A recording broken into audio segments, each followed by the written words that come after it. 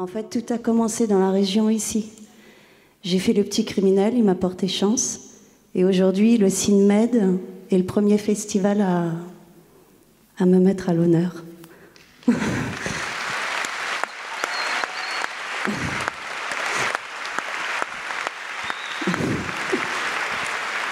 Alors, quand on croit un peu aux étoiles, on se dit que ici, ça me porte chance. Mais d'ici là, Clotilde, il faut que vous prononciez la phrase magique. Mais je crois qu'on va la chanter avec tout le monde, non? Vous voulez pas? Ah bah oui, d'abord, il est ouvert, le festival, le CINMED, pour son 40e anniversaire. Ouvert. Je le déclare ouvert. Ouais! Vive le cinéma! Vive le CINMED! 40 ans. 40 ans d'amour, de cinéma, de Méditerranée. Le CINMED a fêté cette année ses 40 bougies, fort d'une belle longévité pour un festival de cinéma, et qui depuis a grandi et s'est développé au-delà même des espérances de ses deux créateurs, Pierre Pitiot et Henri Talva. Petit retour en arrière. Le Festival international du cinéma méditerranéen est né d'une heureuse conjonction, celle d'un cinéma périphérique de Montpellier, connu aujourd'hui sous le nom d'Utopia, et des membres du ciné-club Jean Vigo, temple historique de la cinéphilie montpelliéraine, qui suggérèrent d'inclure dans le calendrier une semaine consacrée au cinéma italien. En 1979, première édition et 1200 spectateurs découvraient alors 18 films italiens. 2 ans plus tard, les rencontres s'élargissèrent à la Méditerranée, et c'est en 1989 que le CINMED devint un festival grâce à l'impulsion d'un dénommé Georges Frêche, alors député maire de la ville de Montpellier. Paris gagnant, le festival gardera alors sa forme actuelle avec des compétitions, des rétrospectives, des rencontres professionnelles, courts-métrages, longs-métrages, documentaires, bref, une orgie de cinéma méditerranéen où la convivialité, la proximité et la passion seront toujours présents jusqu'à aujourd'hui. Depuis, le CINMED a vu du beau monde fouler son parquet et s'est vu grandir petit à petit. Sergio Leone, Ettore Scola, Mario Monicelli, Costa Gavras, Emire Kusturica, d'ailleurs premier président du jury de son histoire, les frères Taviani, Roche Dizem, Nathalie Baye, Laetitia Casta, Miguel Gomez, Robert Guédiguian et tant d'autres.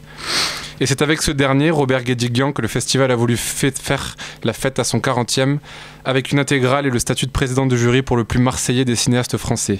Un focus sur le nouveau cinéma libanais, des chefs-d'œuvre du cinéma méditerranéen, Colty de Curo, José Luis Guérin, la comédie italienne. C'était beau, c'était riche, c'était méditerranéen. À l'année prochaine. A house is not a home without music. Mood music. When lights are low and all is still, the songs from the house of Frankenstein settle over you. It makes you a real cut-up.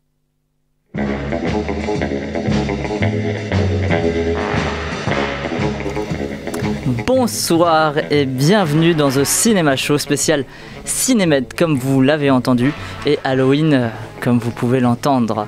Ce soir, ouais, et le voir en vidéo avec la pire momie de l'histoire d'Halloween incarnée par Jonathan. Je précise que c'était pas prévu pour moi et du coup on m'a momifié en 5 minutes. Pécufié. Après on a quand même le Robin des Bois marocain. Ça c'est assez particulier aussi. On l'avait jamais vu comme ça. Ce soir c'est une grosse équipe qui nous accompagnera pendant un peu moins de 2 heures pour parler cinéma.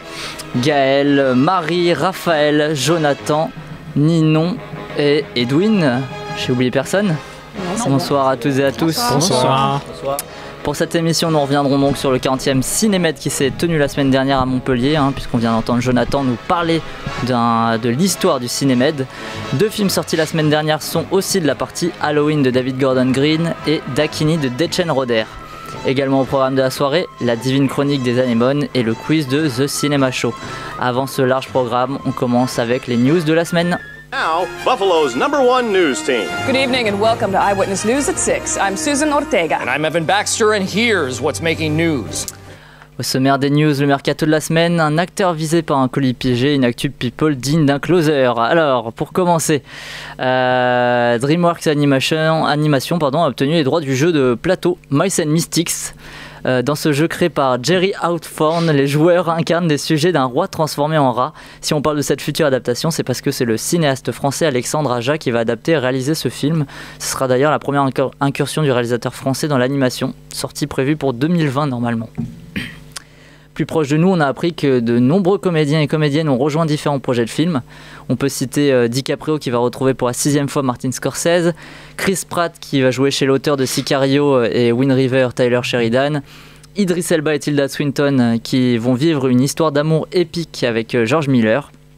Dans le film Djinn que le réalisateur va tourner avant Mad Max 5, puisque pour l'instant il a des problèmes avec la justice avec la Warner pour Mad Max. Et pour terminer, Jamie Lee Curtis qui surfe sur le renouveau de sa carrière grâce au succès d'Halloween rejoint Daniel Craig, Ana de Armas, Lakeith Stanfield qui jouait dans Get Out, Chris Evans et Michael Shannon dans le prochain film de Ryan Johnson, Knives Out. Donc c'est un joli casting, hein. Tout comme George Miller, l'auteur de Star Wars 8, va lui aussi réaliser un plus petit film avant sa nouvelle trilogie Dans les étoiles. Polar, on sait peu de choses de ce film qui dispose quand même d'un sacré casting. Des réactions? Mais George Miller, il a des si gros problèmes que ça pour décider de tourner un film avant son Mad Max, carrément il réclame de l'argent auprès de la Warner qui n'a pas payé en fait une somme qui lui est due parce que il devait pas dépasser 130 millions de budget, un truc comme ça.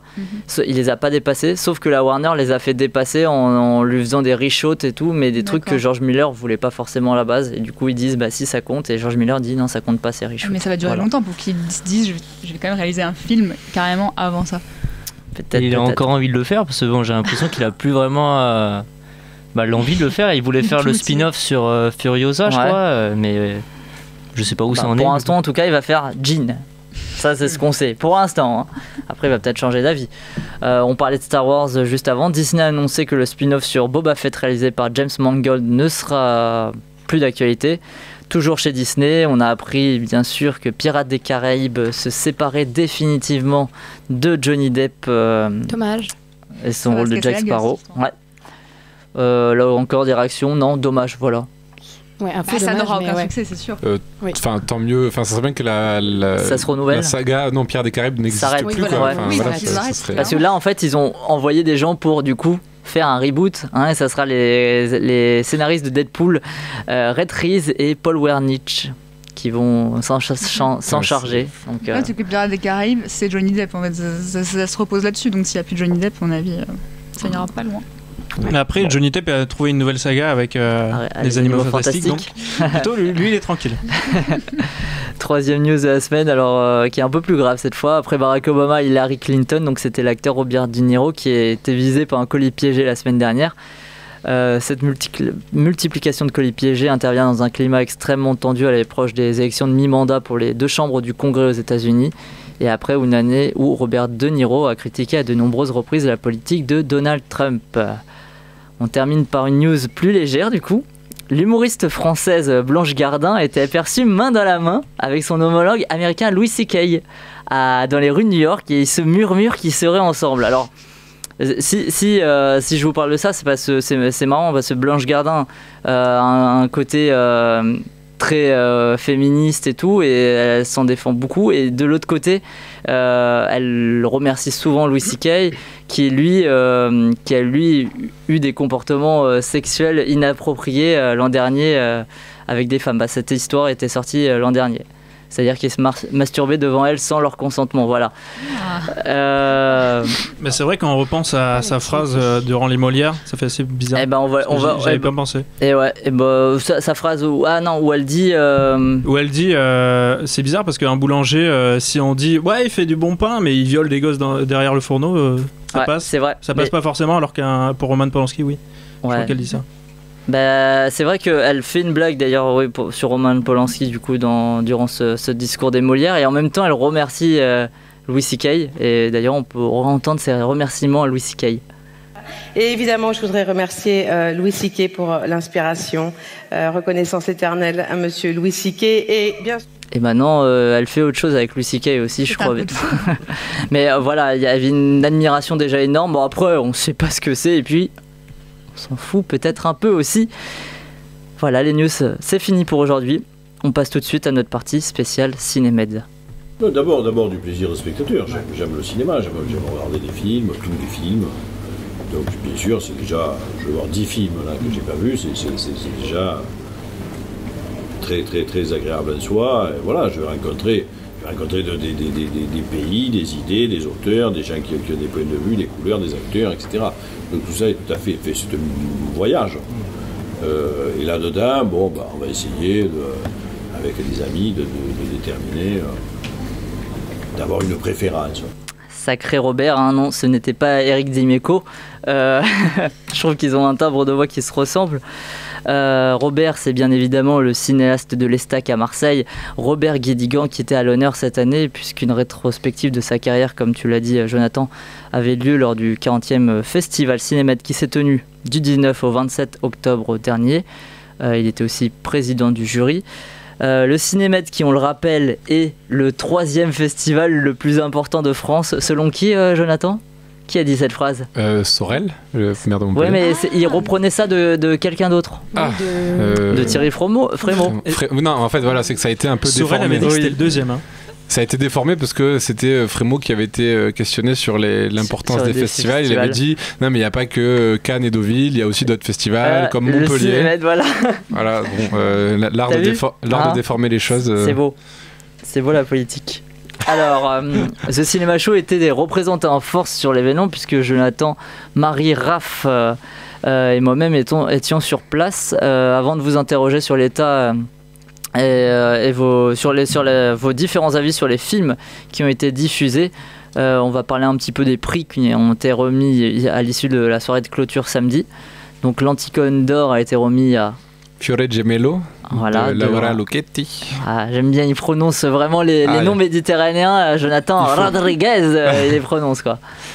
Et c'est Robert Guédigan et toute sa troupe qui ont remis cette Antigone d'or.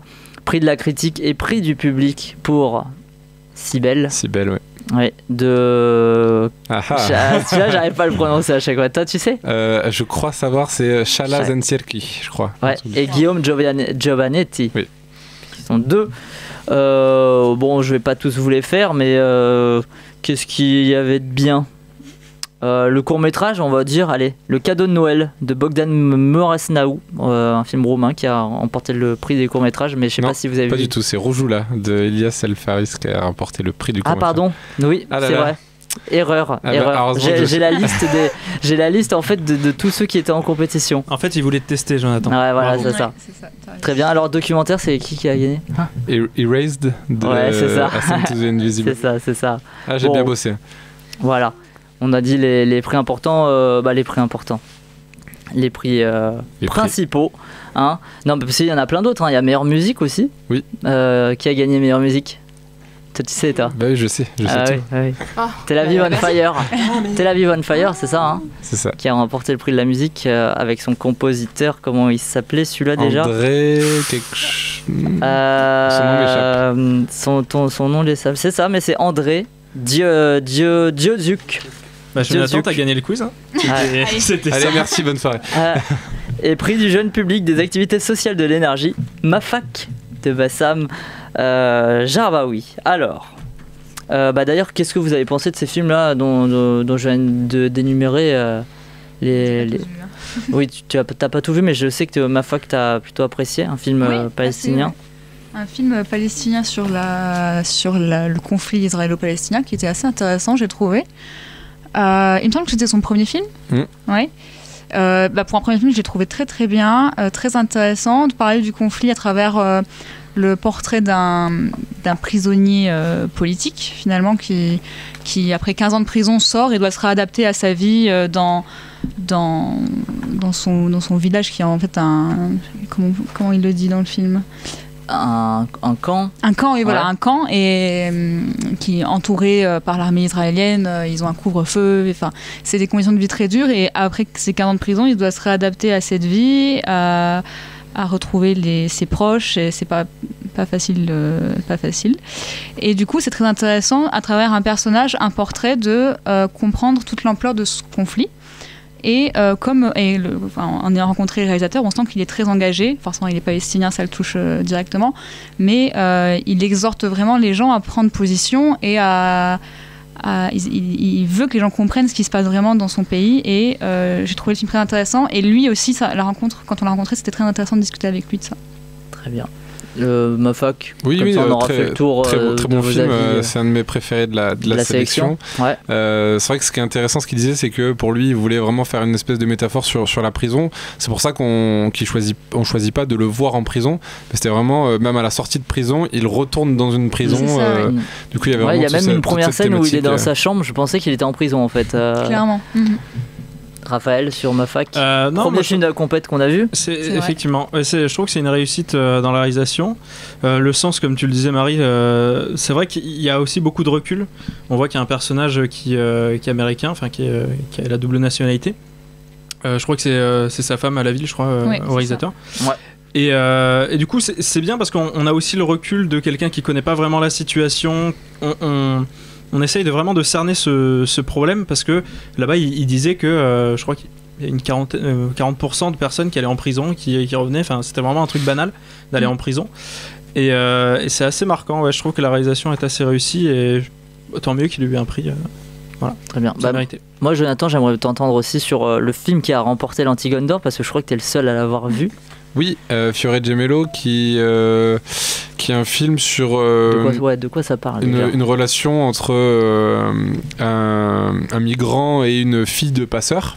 Donc typiquement Cinémed, voilà. Ouais. Non mais c'est vrai que bon, ça s'emprunte vraiment de la thématique actuelle des migrants et de la traversée de la Méditerranée, etc.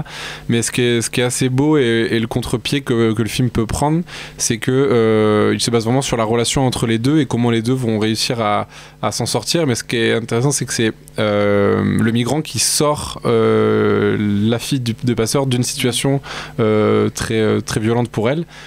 Du coup ça renverse un peu le parti pris qu'on aurait pu avoir en mode d'une fille de passeur qui vient aider un migrant. Non, là c'est l'inverse qui se passe et même si bon il y a des gros traits narratifs qui sont un peu cousus de fil blanc, il y a vraiment une vraie beauté dans leur relation qui se dépeint. Et du coup c'est peut-être pas mon préféré de la compétition, mais je trouve que c'est un beau film et qu'il ait gagné le prix, je suis quand même assez content. Donc mérité quand même. Oui.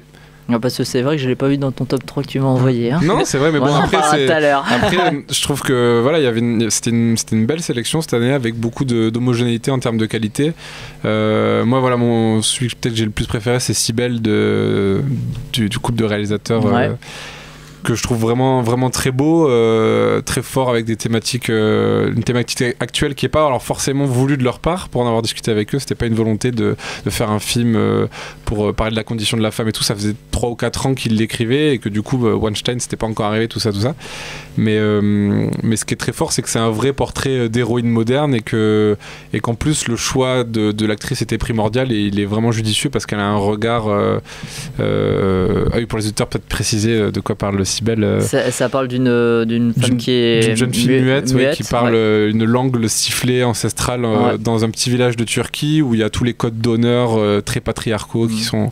On pense un peu à ceux de Mustang. Oui, voilà, c'est vrai que ça renvoie un peu à Mustang et donc c'est cette fille-là qui va s'extirper de tous ces codes d'honneur, de tout ce patriarcat.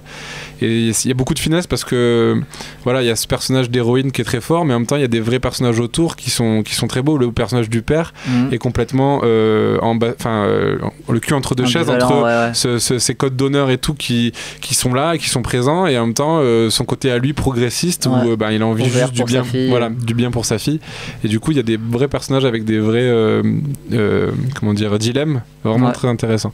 Et l'actrice principale, vu qu'on lui coupe la parole d'entrée pour une actrice, c'est pas facile, elle a vraiment un regard très expressif et très perçant. Elle me faisait penser un peu à Marion Cotillard physiquement, je sais pas pourquoi. Ah bon?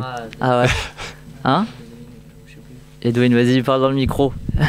Non, mais je voulais rebondir sur le film parce que c'est vrai qu'il dure 1h30 et je trouve qu'il y a beaucoup de thèmes qui sont abordés dans ce film.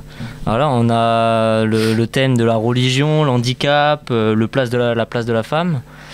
Et aussi un côté politique, puisque en ce moment en Turquie il y a des problèmes un peu avec les terroristes, tout ça, enfin pas comme on l'entend, mais c'est plutôt politique entre deux parties, il me semble.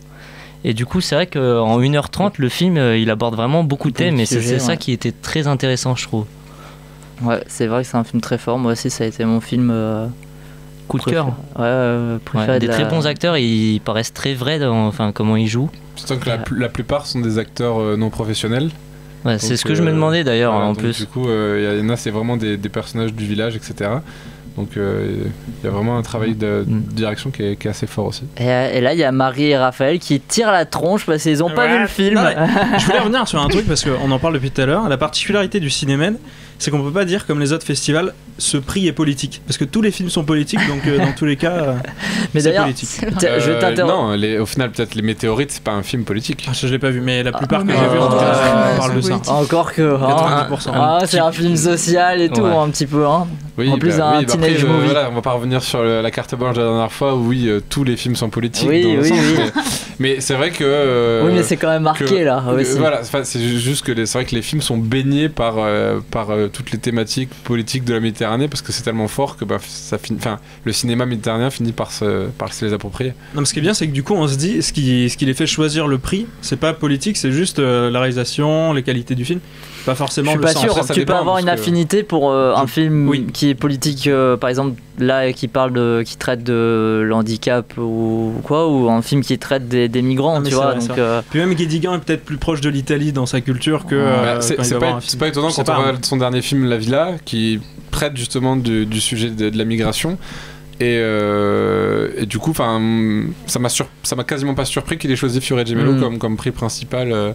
On a à la limite l'impression que c'est un préquel de La Villa ou... Mais d'ailleurs c'est un peu dommage peut-être parce que souvent les présidents sont français ou vivent souvent en France et je vois souvent des prix italiens. L'an dernier c'était Il Figlio Manuel, enfin souvent des prix européens plus que israéliens, tu vois ce que je veux dire? Je pense que là c'est juste un concours de circonstances parce qu'il y a eu beaucoup de... Au souvenir que j'en ai pour les peu de festivals cinéma que j'ai pu faire, il y avait eu des films israéliens, palestiniens, il y a eu des films marocains primés, il y a eu plein de choses. Et pas forcément occidentaux. Raph, toi qui me prévenais mentalement de la qualité des films à l'avance, tu me disais que j'allais m'ennuyer. Alors cette année, comment c'était par rapport aux années suivantes? Non, cette année ça allait. Je crois que t'as été surpris, non? Ouais, j'ai été surpris par la qualité de certains films.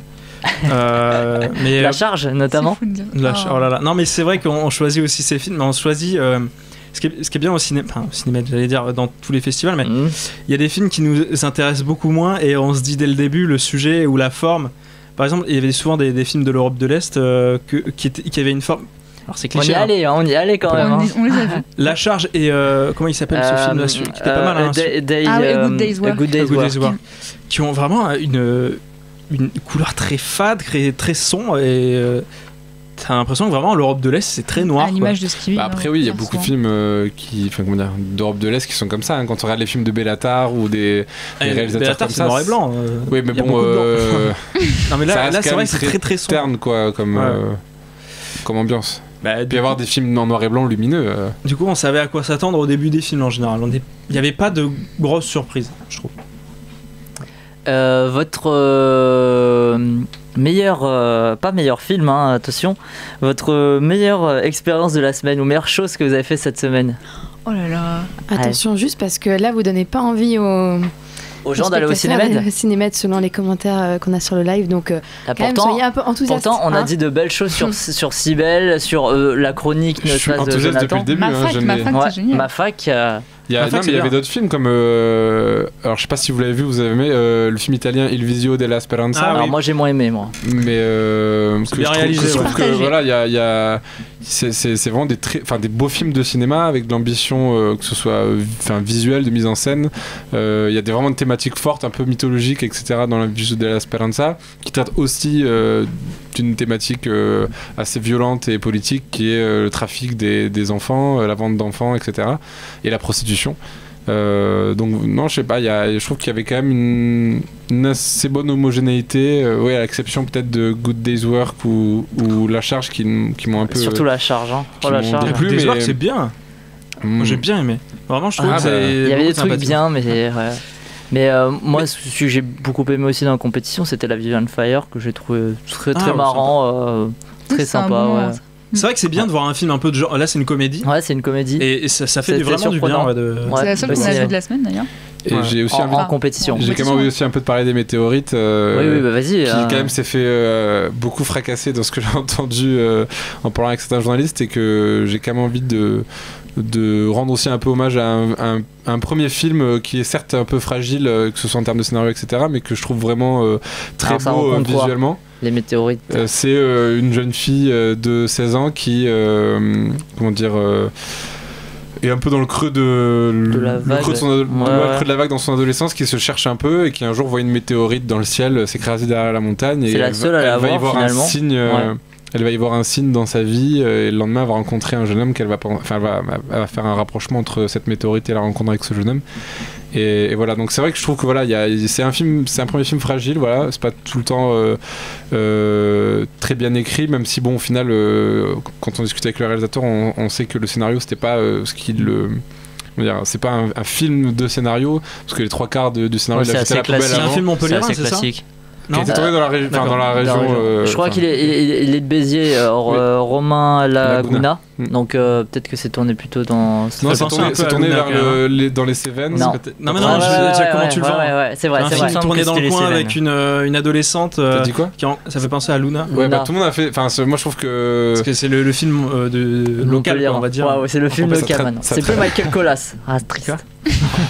Mais du coup je trouve que là c'est vraiment un film lumineux, vraiment très très bien mis en scène, c'est-à-dire en termes de cadrage, de lumière, etc. Et il y a une vraie tendresse du regard sur son héroïne, et voilà, du coup j'avais quand même envie d'en parler et de dire des choses positives sur aussi, moi je l'ai trouvé très classique, on va dire, enfin surtout dans le scénario, mais après il était quand même bien mené quand même, c'est ça qu'il faut noter. Mais c'est son premier film, donc c'est ça? Oui. Bon bah on va dire que c'est un bon début, mais c'était pas non plus. Non, c'est prometteur, oui. C'est prometteur, oui. Après j'ai trouvé que le jeu d'acteur était un petit peu aléatoire des fois, peut-être un peu moins bien dirigé. Je suis pas d'accord. Je trouve que après ce qui est compliqué, c'est que lui aussi il tourne avec que des acteurs non professionnels quasiment, et que je trouve qu'en ayant vu son court métrage qui s'appelait Je mange froid, qui était d'ailleurs présenté l'année dernière en panorama en court métrage.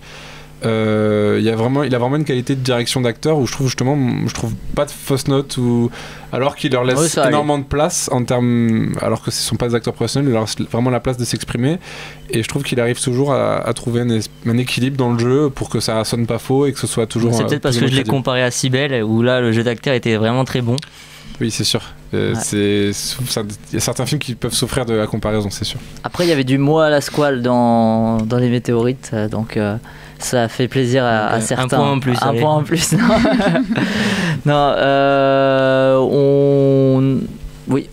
Gaël. On nous demande dans les commentaires, on nous dit, est-ce que c'est un peu divertissant quand même? Donc peut-être quels films sont les plus divertissants? Alors Tel Aviv on Fire, moi je dirais dans la compétition en tout cas, Tel Aviv on Fire, qui est une comédie, mais après tous les films dont on a parlé, je trouve que c'était assez divertissant. Ça dépend ce qu'on entend par divertissant. Voilà. Carte blanche. Non, tous les films ont des attraits qui pourraient intéresser, je pense, beaucoup de spectateurs. Sont pas des films, peut-être à la limite La Charge, qui est quand même un film très lent, très intériorisé en termes de thématiques, c'est un peu plus compliqué. C'est sûr qu'il ne faudrait pas montrer ça à n'importe quelle personne, mais il y a, ça reste parce qu'elle peut prendre 50 ans d'un coup. Ouais. ça reste pas des films chiants à regarder, longs, où il se passe rien, le cliché un peu de ce qu'on peut avoir dans la tête d'un film méditerranéen. Non, il y a vraiment des belles thématiques, des beaux sujets, des sujets d'actualité, des trucs qu'on peut voir tout le temps au cinéma. Le gars il veut vendre le festival pour lequel il travaille. Raph, tu voulais réagir? Ce que je trouve passionnant, là je vais aller dans ton sens Jonathan, c'est que par exemple si on a envie de s'intéresser à qu'est-ce qui se passe en Palestine en ce moment, on va voir le film qui est en compétition, qui est palestinien. Et c'est vrai que ça peut être rien, mais il y a tellement d'origines qui sont représentées, c'est que c'est super intéressant. On entend plein de langues, plein de peut-être des religions qu'on connaît pas. Il y avait des films l'an dernier qui parlaient de ça. Il y a plein de choses qu'on apprend au cinéma. Très bien. Alors on va passer une petite partie sur les avant-premières du coup, parce que je sais que là il y a des films que Marie a beaucoup apprécié, je crois. Mes deux films préférés, mon top 3 je crois que c'est que les avant-premières au Cinémed. Les Invisibles. Prise pour la compétition. Ouais, les Invisibles qui était vraiment bien. De Louis-Julien Petit. Qui sort en 6 janvier 2019. C'est ça, il sort. Exactement. Et c'était pas forcément une séance auquel on s'attendait à passer un moment, parce que 9h du matin, tout ça, bon. Oui, c'était une projection presse là. Projection presse. C'est dur la vie. On se couche tard le soir. Dans l'Opéra Berlioz où il est à Canou, ça va. On était tranquille. Hein. Et c'est vraiment mon film coup de cœur du Cinémed. J'ai adoré ce film, j'en ai un peu parlé la semaine dernière, ça parle d'un centre d'accueil pour femmes SDF et du parcours de ces femmes. C'est plein de portraits différents, de personnalités différentes qui se retrouvent dans ce centre d'accueil pour essayer d'avancer dans leur vie, et de ces personnages de Audrey Lamy et l'autre actrice, j'ai oublié son nom, mais Naomi Corinne Massiero. Exactement, oui. Voilà. Bon, vous êtes tous cités. Et qui s'occupe du coup de ces femmes qui travaillent dans ce centre et qui cherchent des solutions pour améliorer leurs conditions de vie, pour les faire re-rentrer dans la société, parce que c'est ce que je disais la dernière fois, quand c'est des femmes qui ont tout perdu, et à partir du moment où elles ont tout perdu, elles avaient une vie remplie, et ben elles sont effacées de la société, elles deviennent invisibles, d'où le titre du film, et c'est leur combat pour essayer de montrer au monde qu'elles existent et qu'elles ont le droit de vivre ce que les autres vivent. De toute façon, on y reviendra encore plus précisément quand il sortira. Je sais qu'il y a une intime conviction, vous me faites râler de ne pas l'avoir vu, parce que j'ai l'impression que tout le monde a aimé. Antoine Rimbaud. Qu'est-ce que tu foutais ? Franchement, c'est le film du cinéma. Non, franchement, c'est un très grand film. Non, c'est Les Invisibles, le film du cinéma. Ah oui, tu l'as pas vu. Donc, une intime conviction qui est un film de procès. Exactement, un film de procès. Donc, ça revient un peu sur l'enquête de Eric Dupond-Moretti sur, j'ai oublié le nom, sur un meurtre qui est arrivé à Viguier, Toulouse. procès Viguier. Ouais. Procès Viguier, voilà. Exactement, Marie. Donc, ça a l'air un peu chiant parce que film de procès on dit comme ça, mais c'est passionnant. Marina Foïs aussi mène le... Super personnage, très bonne actrice. D'ailleurs on peut s'écouter Antoine Rimbaud qui parle des films de procès en France, si on veut, on l'a. Le cinéma français s'est fait un peu doubler par les Américains sur ce terrain-là pour des raisons de procédure, c'est-à-dire que dans notre procédure à nous, la défense n'est pas agissante à la manifestation de la vérité. La vérité, c'est la charge du juge d'instruction ou du magistrat qui a instruit l'affaire. Tout se joue avant et le procès n'est qu'une mise en scène théâtrale, une représentation de cette vérité contenue dans le dossier. Donc il ne se passe pas grand-chose. En gros, tout est verrouillé dans les procès français. Du coup, il n'y a pas de rebondissement du deuxième acte comme dans un film américain, parce que dans les procès américains, il y a des rebondissements du deuxième acte. Là, il y en a eu. Alors là, il parle exactement de ce que tu disais, que ça pourrait paraître chiant, mais il y a une influence aussi du cinéma américain. Il en parlait beaucoup aussi pour son film de procès. Effectivement. En plus, lui, il a vécu lui-même, on va dire, ce procès-là, puisqu'il a participé au procès qui a eu lieu en 2009. Il y en a eu plusieurs. Et du coup, il a vraiment bossé ce sujet pendant une dizaine d'années. Il a un scénario bien rodé. Il a des motivations qui sont vraiment fortes, et on le ressent dans le film. Là aussi, c'est lui qui a fait jouer pour la première fois Eric Dupond-Moretti, mais maintenant on le voit souvent au cinéma. Et dans un court-métrage. Voilà, exactement. C'est Nos violences, je crois. Oui, c'est ça. Et c'est vraiment une réussite esthétique aussi pour un premier film. C'est assez beau. C'est vraiment beau, pour un premier film, effectivement. Ouais. Très bien. Autre avant-première qu'on a pu voir, Jonathan, t'en as une qui t'a marqué?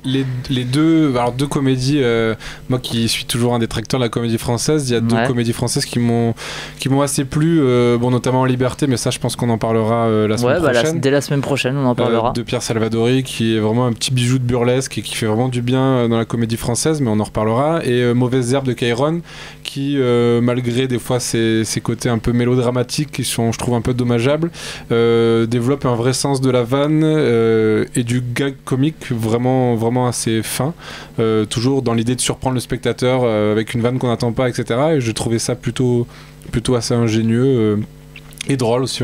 J'avoue que je me suis bien marré malgré tous ces petits écueils mélodramatiques. Après j'ai plus souvenir exactement. C'était pas Mauvaise herbe l'autre dont tu voulais parler? Si, Mauvaise herbe justement de Cairon, c'est ce que je suis en train de dire. Je suis complètement ailleurs. Gaël, tu voulais réagir, je crois. Il y a aussi Clotilde qui nous dit donc dans les commentaires, qui a été aussi suivi le Cinémed, c'est ça? Oui. Elle aurait pu être là ce soir, mais elle a pas pu. Première, et que elle a beaucoup aimé du coup En Liberté et Rémi sans famille. Et Ma vie de courgette aussi qu'elle a découvert. Aussi, du coup, qu'est-ce que vaut Rémi sans famille? Est-ce que vous avez une réponse? Personne ne l'a vu. En tout cas, Clotilde le conseille. Voilà.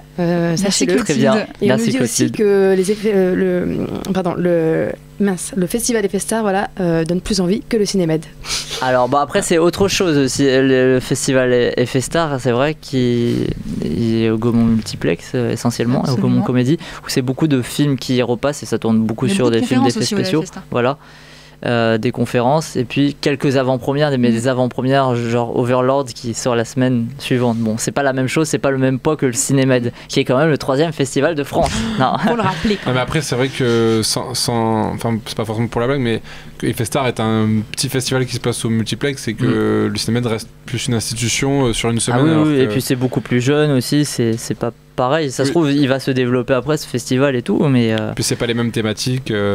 Complètement. C'est pas le même type de film aussi qui passe. Tu parlais de Kairon et de ses mauvaises herbes. On peut s'écouter le résumé du film qu'il fait lui-même. Pour moi, c'est pas un jeune arnaqueur qui se retrouve avec une vieille à devoir. Pour moi, c'est pas ça le film. Mais je comprends, c'est comme ça qu'il faut le résumer. Pour moi, c'est un film, voilà, c'est comme j'ai dit, sur la transmission, sur la rédemption. C'est un livre qui parle du fait de ne pas juger un livre à sa couverture. C'est un film qui parle de pardon. C'est un film qui parle de trouver sa place dans le monde dans lequel on évolue. Et c'est pour ça que je suis très mauvais en pitch. Voilà, c'est vraiment une des raisons pour lesquelles. Oui, ça a été un petit peu une partie de stand-up aussi, ces entretiens avec Kairon. D'ailleurs, Raphaël on a été marqué, hein, on a fait les frais. Exactement. Non, le stand-up qui m'a marqué surtout, c'est celui à la fin de la projection. De la projection, oui. Nous, on n'a pas pu le voir, mais. Mais d'ailleurs, je pense que ça a été difficile à gérer. Je sais pas toi qui étais Jonathan. Qui a dû prendre 200 photos. Ouais. C'était assez difficile à gérer, j'imagine, non? Genre qu'il arrive tout seul et qu'il gère. Est-ce que c'est ta pire expérience sur ce Cinémed? Non. Non, j'ai pas d'avis spécialement là-dessus. Non, c'était pas spécialement difficile. Il ne veut pas se prononcer. Je veux pas. On va pas chercher la petite bête. Non, mais c'est un film très sympathique, effectivement. C'est une comédie qui attaque. Aussi, on va en revenir dans pas longtemps, mais vas-y, oui. C'est une comédie qui attaque des thèmes très difficiles, notamment des plans que j'avais jamais vu dans une comédie. Jonathan, tu sais de quoi je parle. C'est bien, tu spoil pas les auditeurs, mais moi tu m'as bien spoilé sur ce plan. Le problème, c'est que le film a été construit, je sais pas si tu as cet enregistrement là, parce que il en avait parlé pendant l'interview. Il a été construit de fait que il veut être le plus efficace comme un one man en fait. Mais du coup ça se sent, et t'as l'impression que le film manque de personnalité. Le film manque de personnalité, qui veut faire plaisir un peu à tout le monde. Il évoque plein de thèmes, mais il va jamais vraiment taper sur un thème vraiment, et il va jamais aller loin. En fait, je pense que le c'est film... dû à son écriture de stand-up selon toi, mais on peut écouter Kairon qui parle de son scénario et de comment il travaille en faisant notamment des tests sur son scénario. J'arrive et je lui donne le scénario et je dis voilà, prends 1 heure, lis-le. Moi je me mets sur le côté là-bas avec mon téléphone et puis je te calcule pas. Puis à la fin on parle. Et en fait, pendant qu'il lit, moi je note les réactions, je note les rires. J'ai un thermomètre, un chronomètre qui me permet un peu de situer. Et ensuite je parle et je lui dis attends, mais quand t'as rigolé à ce moment-là, c'est quelle blague qui t'a fait rire? Il me dit c'est celle-là. Je dis d'accord, donc celle-là t'as pas fait rire. Bof, d'accord. Mais imagine j'avais mis celle-là après celle-là. Non, ça m'aurait pas fait rire. Ok. Et puis je continue. Et le fait de faire ça avec une trentaine de personnes, ça me permet vraiment d'avoir déjà un scénario béton. Quand je l'envoie, je sais c'est la meilleure version possible de mon scénario. Voilà, il travaille vraiment en mode stand-up. Je trouve que c'est un peu dommage parce qu'on le sent dans le film un peu à des moments. Et on le sent pendant l'interview, comment ça faisait son rapport au cinéma aussi. Oui, mais d'ailleurs, il aimait pas le cinéma, c'est ce qu'il disait. Hein. Il dit j'ai appris à aimer le cinéma en faisant mon premier film, donc nous trop rien. Donc c'est assez surprenant de dire ça. C'est brut, on va dire, mais du coup, on le sent dans le film qu'il y a peu de choses, il y a peu de fond, même si. Le film est très drôle, lui il gère, même Catherine Deneuve, on pensait qu'elle jouerait tout le temps comme ça maintenant, mais je trouve qu'elle joue plutôt bien.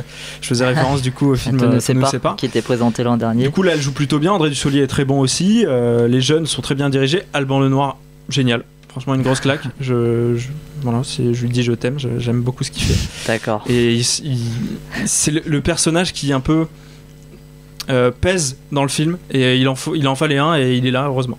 Ok, Gaëlle, tu voulais réagir encore une fois. Gaëlle, elle fait le lien avec le lien. Donc on a dans les commentaires déjà le fait que Ma vie de courgette, tu sais que je reviens sur ça, était super bien. Et moi-même, je rajoute, effectivement, il est super bien. Et on a une question pour les chroniqueurs. Il valait quoi ce Cinémed par rapport aux autres années? Et juste aussi une petite réaction du premier film de Kairon que les gens ont trouvé très bien. Nous trois ou rien, effectivement. Comment...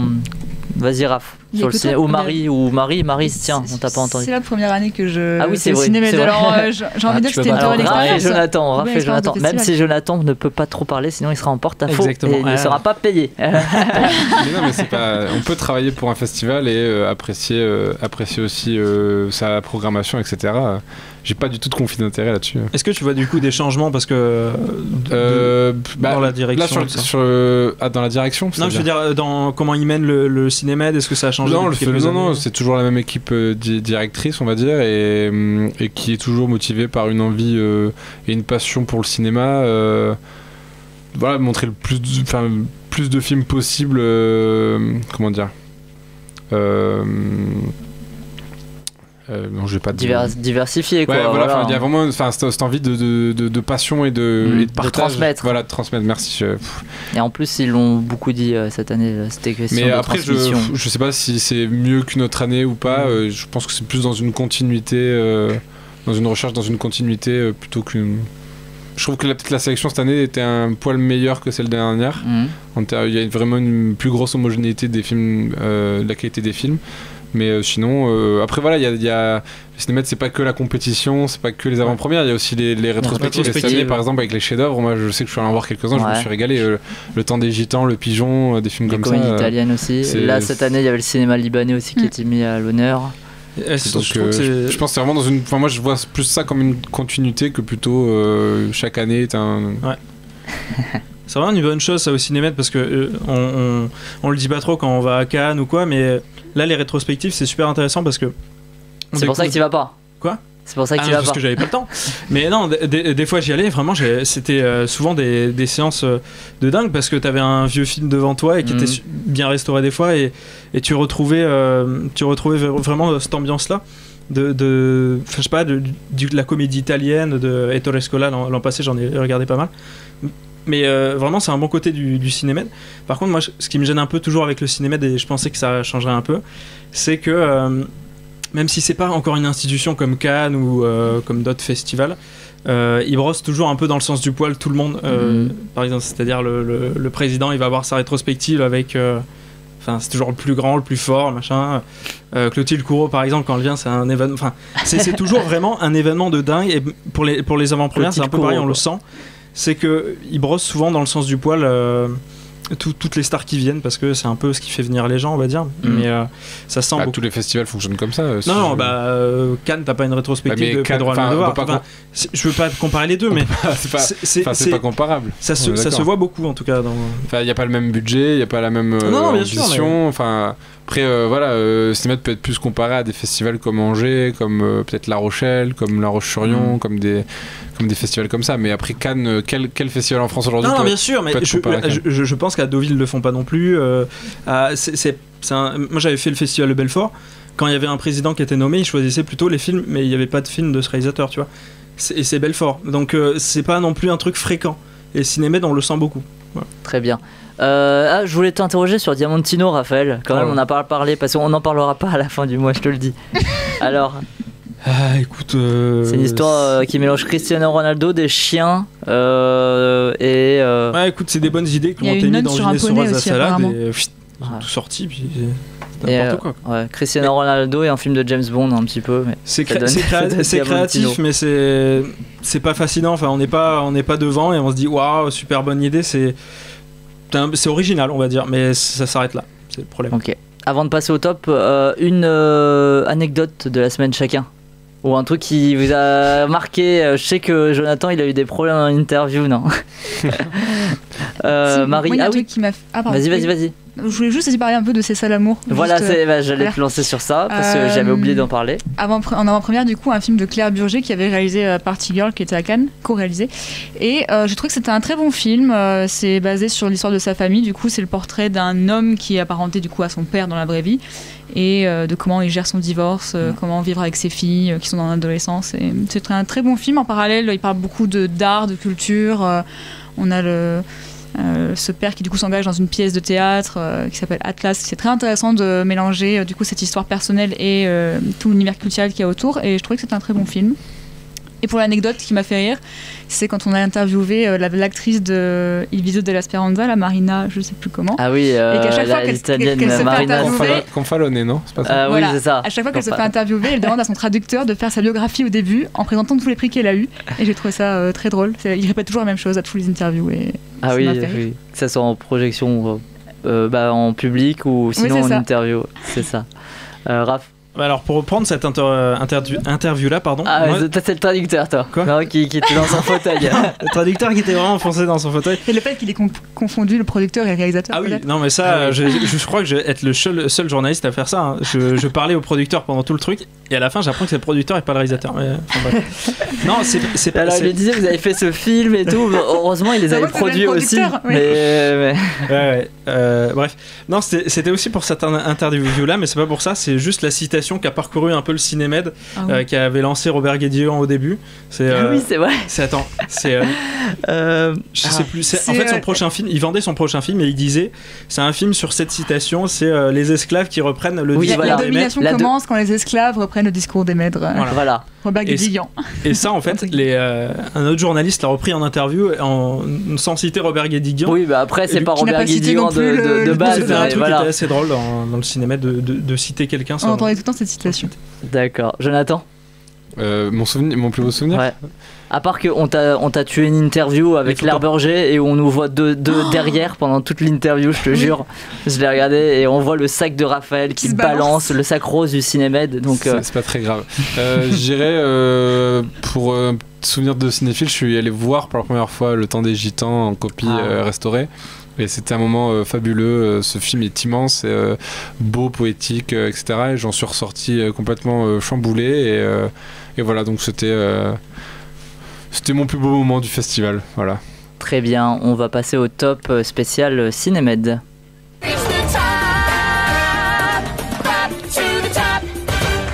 Alors, Raphaël, ton film favori du Cinémed, ton meilleur film du Cinémed? Une Intime Conviction, évidemment. Une Intime Conviction. Donc, qui sort en février. Donc, c'est un 6 février. Un film très fort. Il me semble, c'est son premier film, mais c'est surtout un premier film qui a mis les petits pots dans les, petits pots dans les grands, les petits plats. Les petits pots, ça n'a aucun sens. Les petits pots dans les grands. Finalement, il met aussi les petits pots dans les grands. Non, ça ne sert à rien. Il prend des super acteurs, il les dirige super bien. En plus, ce que j'aime bien aimer dans le discours, parce qu'on l'a rencontré après, c'est que lui, il nourrissait ses acteurs et il faisait un peu un acteur studio un peu avec ses comédiens. Et j'ai trouvé ça une super idée. Je pense que c'est un réalisateur qui est né dans le cinéma américain et qui veut un peu apporter les gimmicks, on va dire, en France et tout ça. Donc vraiment, c'est un bon film. Très bien. Marie. Les Invisibles. Les Invisibles. Jonathan. Cybèle. Cybèle, Edwin. Cybèle. Moi aussi, c'est Cybèle. Alors, classement du coup. Alors on a tout mélangé, hein, les avant-premières, tout ça, c'était tout. On est quand même 4, 8, 9 à avoir voté, parce qu'il y a aussi William qui n'est pas là, Sian, Sarah Cheyenne et Clotilde qui réagissaient sur le chat. Et Edwin. Donc troisième, Les Invisibles de Louis-Julien Petit. Deuxième, Cybèle de Sagla Zenseri et Guillaume Giovannetti. Voilà. Et premier, du coup, Une Intime Conviction d'Antoine Rimbaud. Pour un point, ça s'est joué entre le premier et le deuxième. Mais il y avait beaucoup de votes pour celui-là quand même. Ouais. Donc, grosse attente. Merci tout le monde. Donc, The Cinema Show, ce n'est pas encore fini, mais la partie spéciale Cinémed, si. Et pour clore et quitter ce 40e Cinémed, on va s'écouter notre première pause musicale, Semningwem. Alors Semningwem est une chanson du Cap-Verdien Jorge Neto, rien à voir avec les magasins. Cette musique, on la retrouve dans Diamantino, qui a été présenté en avant-première à l'Utopia. Du coup, si vous nous avez bien écouté, vous comprendrez que cette chanson est finalement le seul point positif du film. Un point positif, c'est toujours mieux que la charge. Semningwem de Jorge Neto, c'est tout de suite sur Radio Campus.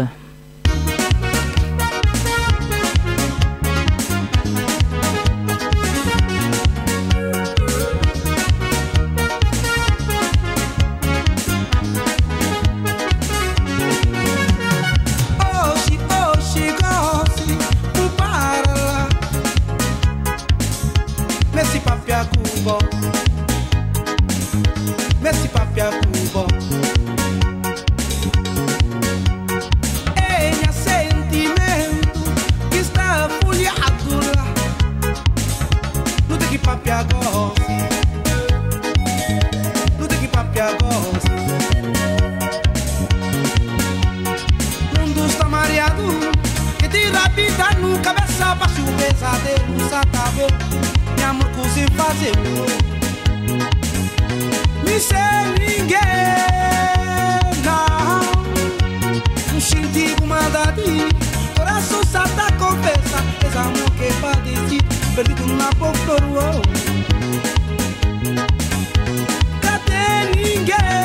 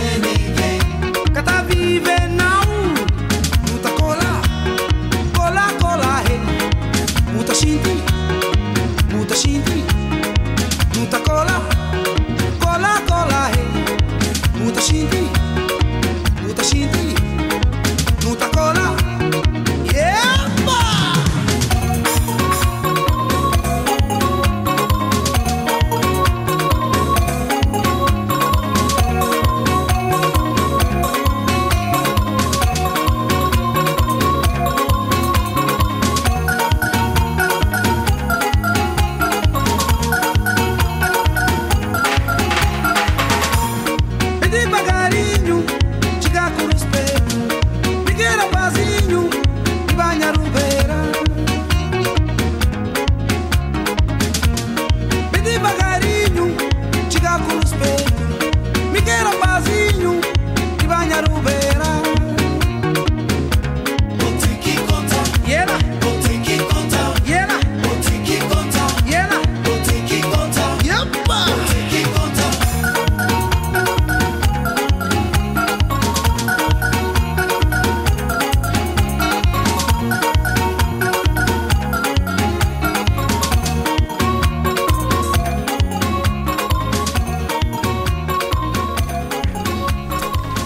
Et oui, ça donne envie d'adopter des enfants avec le salaire de Cristiano Ronaldo, cette chanson.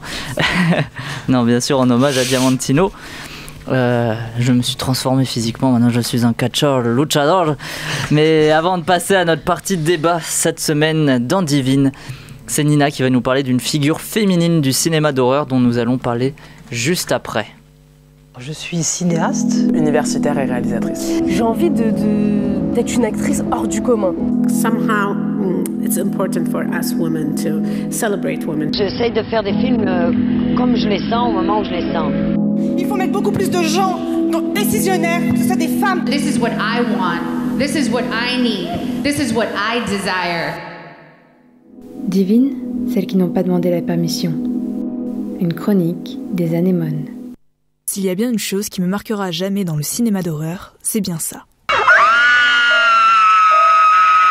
Vous l'avez sûrement reconnu, il s'agit de la Scream Queen, l'unique et l'indétrônable Jamie Lee Curtis. Et c'est la femme que j'ai choisi de vous présenter cette semaine, car vous n'êtes pas sans savoir l'énorme succès en salle du dernier Halloween, 40 ans après la sortie du premier opus, film culte qui a amené la fête d'Halloween dans une dimension des plus terrifiantes. Jamie Lee Curtis est la figure emblématique de cette saga que je chéris tant. Née le 22 novembre 1958 à Los Angeles, en Californie, et déjà propulsée sous les feux des projecteurs. Elle est la fille de deux grandes vedettes du cinéma hollywoodien, Tony Curtis et Janet Leigh, qui, elle aussi, démontre un beau timbre de voix dans Psychose de Alfred Hitchcock durant cette scène culte de la douche. Pour la petite anecdote, elle est aussi la marraine de Jack Gyllenhaal, c'est d'ailleurs lui qui l'a convaincue de reprendre le rôle de Laurie Strode dans le dernier Halloween. Je vous parlais il y a quelques semaines des réalisatrices de films d'horreur, mais j'évoquais aussi l'image des femmes dans ce genre et la large palette de personnages féminins débiles aux décisions grotesques qui finissent toujours dénudées pour des raisons scénaristiques qui m'échappent. Eh bien, Jamie Lee Curtis fait partie de ces actrices qui incarnent des personnages féminins forts et trop souvent rares dans les films d'horreur. Pour son premier film, Halloween, elle se retrouve dans la peau d'une adolescente qui fait du babysitting et qui devra affronter le redoutable croque-mitaine Michael Myers pendant que ses amis au comportement peu recommandable se feront massacrer les uns après les autres. Elle enchaînera quelques rôles dans d'autres films d'horreur, mais s'apercevra bien vite que tourner des films exclusivement dans un genre en particulier, c'est restreindre ses chances de faire autre chose de sa carrière. C'est pourquoi, après Halloween 2, elle refusera les propositions affluentes pour des rôles dans les films d'horreur, bien consciente de l'impact que ses précédents rôles ont eu sur le public, puisqu'en 81, elle reçoit le Genie Awards de la meilleure performance pour une actrice étrangère pour le bal de l'horreur, et le surnom Scream Queen survient pour la première fois. Invitée sur les plateaux télé, on lui demande à chaque fois de hurler pour le plus grand plaisir des fans.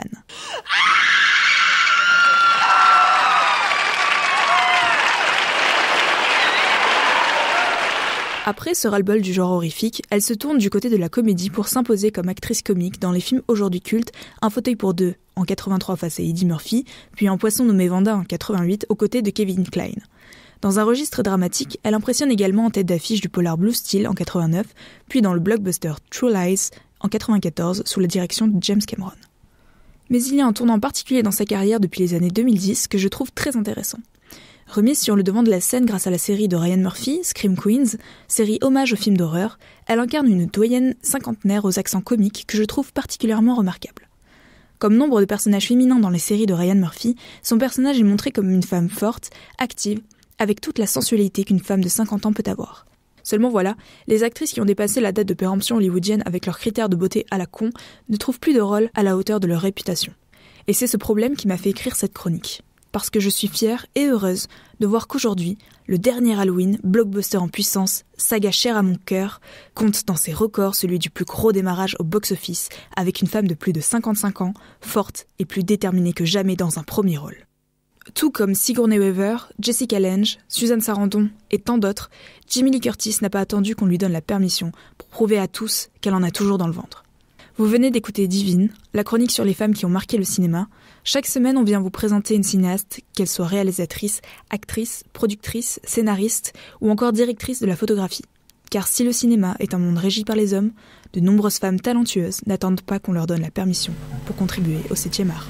Merci Nina pour cette chronique de la peur. Il est dorénavant l'heure de notre courte partie débat avec 2 films au programme cette semaine, Halloween et Dakini. On débute d'abord avec Halloween de David Gordon Green, suite du Halloween La Nuit des Masques de John Carpenter, sorti il y a 40 ans, toujours avec Jamie Lee Curtis, dont on a pu entendre une belle critique. Bande-annonce, et je vais profiter de cette bande-annonce pour m'enlever ce masque parce que je ne respire plus. Bande-annonce. Pas les masques.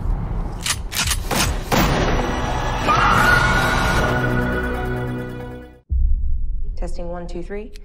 We're on. We're here to investigate a patient that killed 3 innocent teenagers on a Halloween in 1978. He was shot by his own psychiatrist and taken into custody that night, and has spent the last 40 years in captivity. Hello, Michael. I have something you might like to see.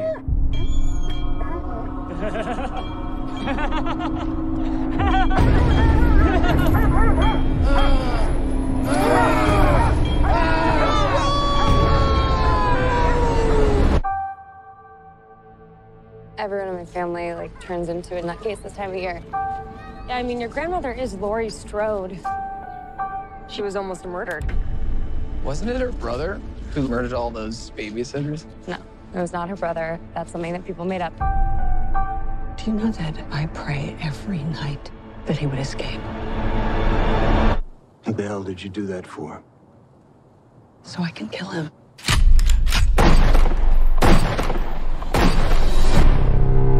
Dad, look out! The bus crashed. Mom, what bus crashed? Michael escaped.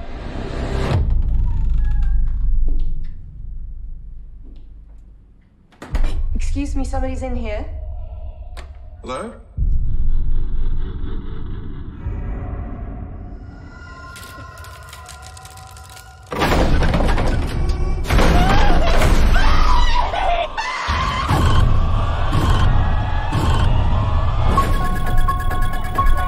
He's waited for this night.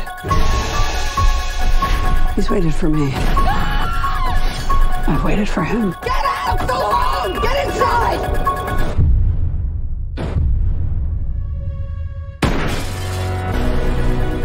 You don't believe in the boogeyman? He's here! Michael! You should. Can you close the closet door?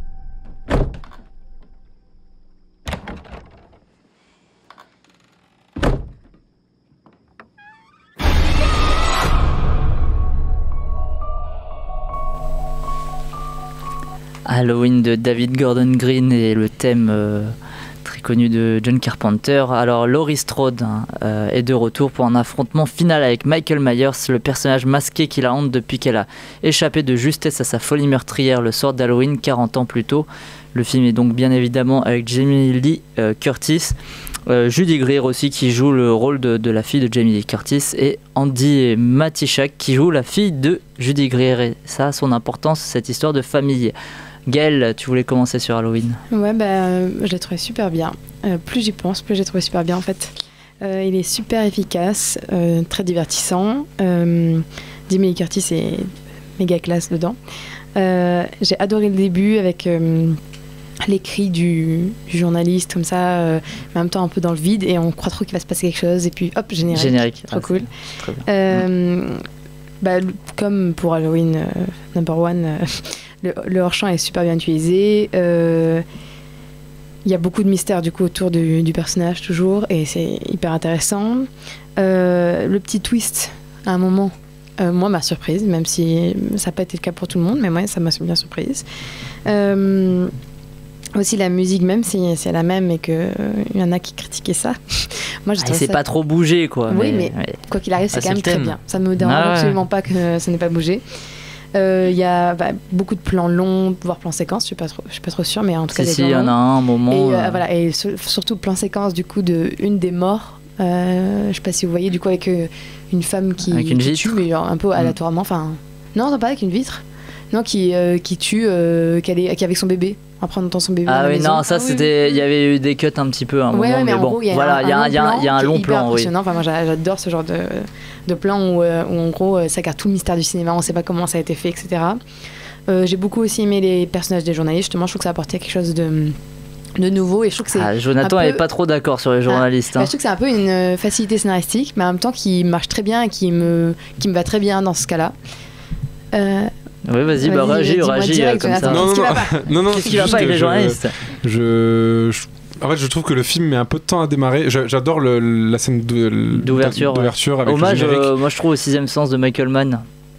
Je sais pas si vous je l'ai pas vu. Parce que c'est dans le même lieu. C'est dans le même lieu. Et du coup, je trouve que voilà, la séquence d'ouverture est vraiment bien. Après, je trouve que ça met vraiment du temps à démarrer. Et en fait, j'aimais pas du tout les personnages, ils m'agaçaient les journalistes. Du coup, quand j'ai failli spoil. Voilà, donc je vais me taire. Après, on est dans un film d'horreur. Voilà. Mais voilà, du coup, je sais pas, je trouve que voilà, une fois que Michael Mayer s'est évadé. Je trouve que là, le film prend vraiment de l'ampleur. Il y a vraiment le côté jouissif du film d'horreur où voilà, on sait qu'il va y avoir des massacres, etc. Du coup, ça c'est vraiment cool. Mais voilà, je trouve que le film met un peu de temps à démarrer. Et, c'est vrai. Il y a des petites touches. Je trouve qu'il n'y a pas vraiment aussi une vraie mise en scène affirmée d'un cinéaste. quand même, pour les plans. Après, il y a quelques idées par-ci par-là, mais je trouve qu'il n'y a pas vraiment un parti pris de dingue non plus, comme a pu l'être le film de Carpenter à l'époque, qui était quand même plutôt très audacieux et vraiment bien.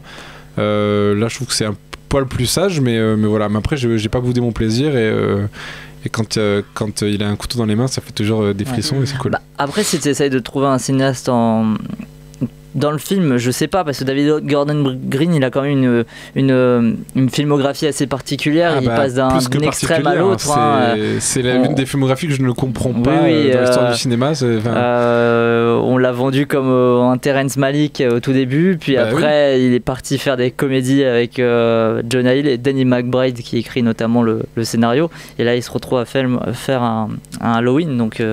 C'est vrai qu'il a, il est passé par il a une filmographie tangente, mais après je trouve qu'il y a vraiment de la mise en scène et il travaille sur la lumière, sur un sens du rythme et tout, un montage qui est assez bien. Mais qui marche bien sur la période où il s'est évadé et qu'il y a toute la petite série de massacres. La dernière partie, oui, c'est vrai. Gaëlle, tu voulais dire justement les deux journalistes, c'est un hommage au podcast Serial. Je sais pas si vous connaissez, moi non, mais c'est un hommage. Non, je connais pas. Qui paraît. Et oui, donc aussi. Moi, j'ai adoré du coup un peu le choc des générations. Enfin, j'adore les films qui parlent avec comme ça plusieurs générations. Donc, ça m'a beaucoup plu. La séquence finale, j'ai trouvé super bien. Enfin, le fait qu'il n'y ait pas beaucoup de sons comme ça. Enfin, pas beaucoup de sons off, pas beaucoup de sons rajoutés. Je trouvais ça super bien. De musique, etc. Il y a une super ambiance rétro qui marche pas bien, en même temps qui n'est pas voulu rétro, j'ai l'impression, mais c'est. Enfin, on en parlait après le film, on a l'impression que ça se passe avant, et pourtant non. Et donc on sait pas trop, mais il y a une ambiance rétro comme ça qui est autour du film. Et le combat pour moi entre l'antagoniste un peu parfait, protagoniste comme ça, enfin j'adore aussi, même si c'est très comment dire binaire, etc. Mais ça m'a vraiment beaucoup plu. Et j'ai trouvé ça cool du coup. Que ce soit des femmes qui soient finalement les survival, mais là peut-être je veux dire pas plus. Mais bon, en tout cas ça m'a plu. Juste finalement, tout ça je trouve ça assez féministe, à part finalement plein de trucs qui sont très conventionnels, un peu éparpillés dans le scénario.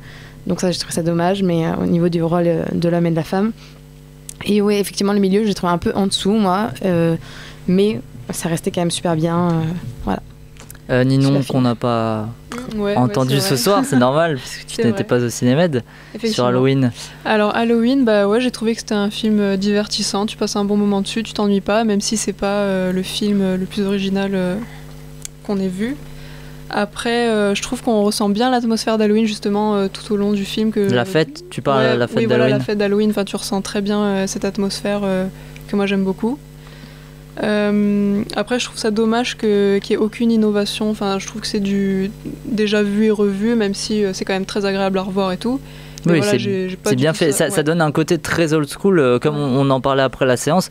Il y avait ça qui avait essayé de surfer sur une vague années 80 et je trouvais que c'était très fictif. Là le film se passe de nos jours et on a plus l'impression qu'il se passe dans les années 80 ou qu'il y a quelque chose qui ressort de ça, donc c'était assez ce côté un peu nostalgique et tout fonctionnait bien, je trouve.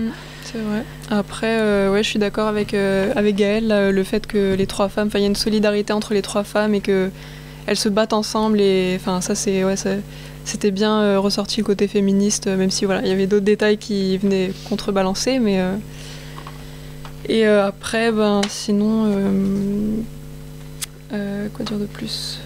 Ouais, non, après, sinon, moi, j'ai pas trouvé qu'il y avait vraiment de suspense tout le long du film, et j'ai pas sursauté non plus. Enfin, j'ai pas eu peur, en fait.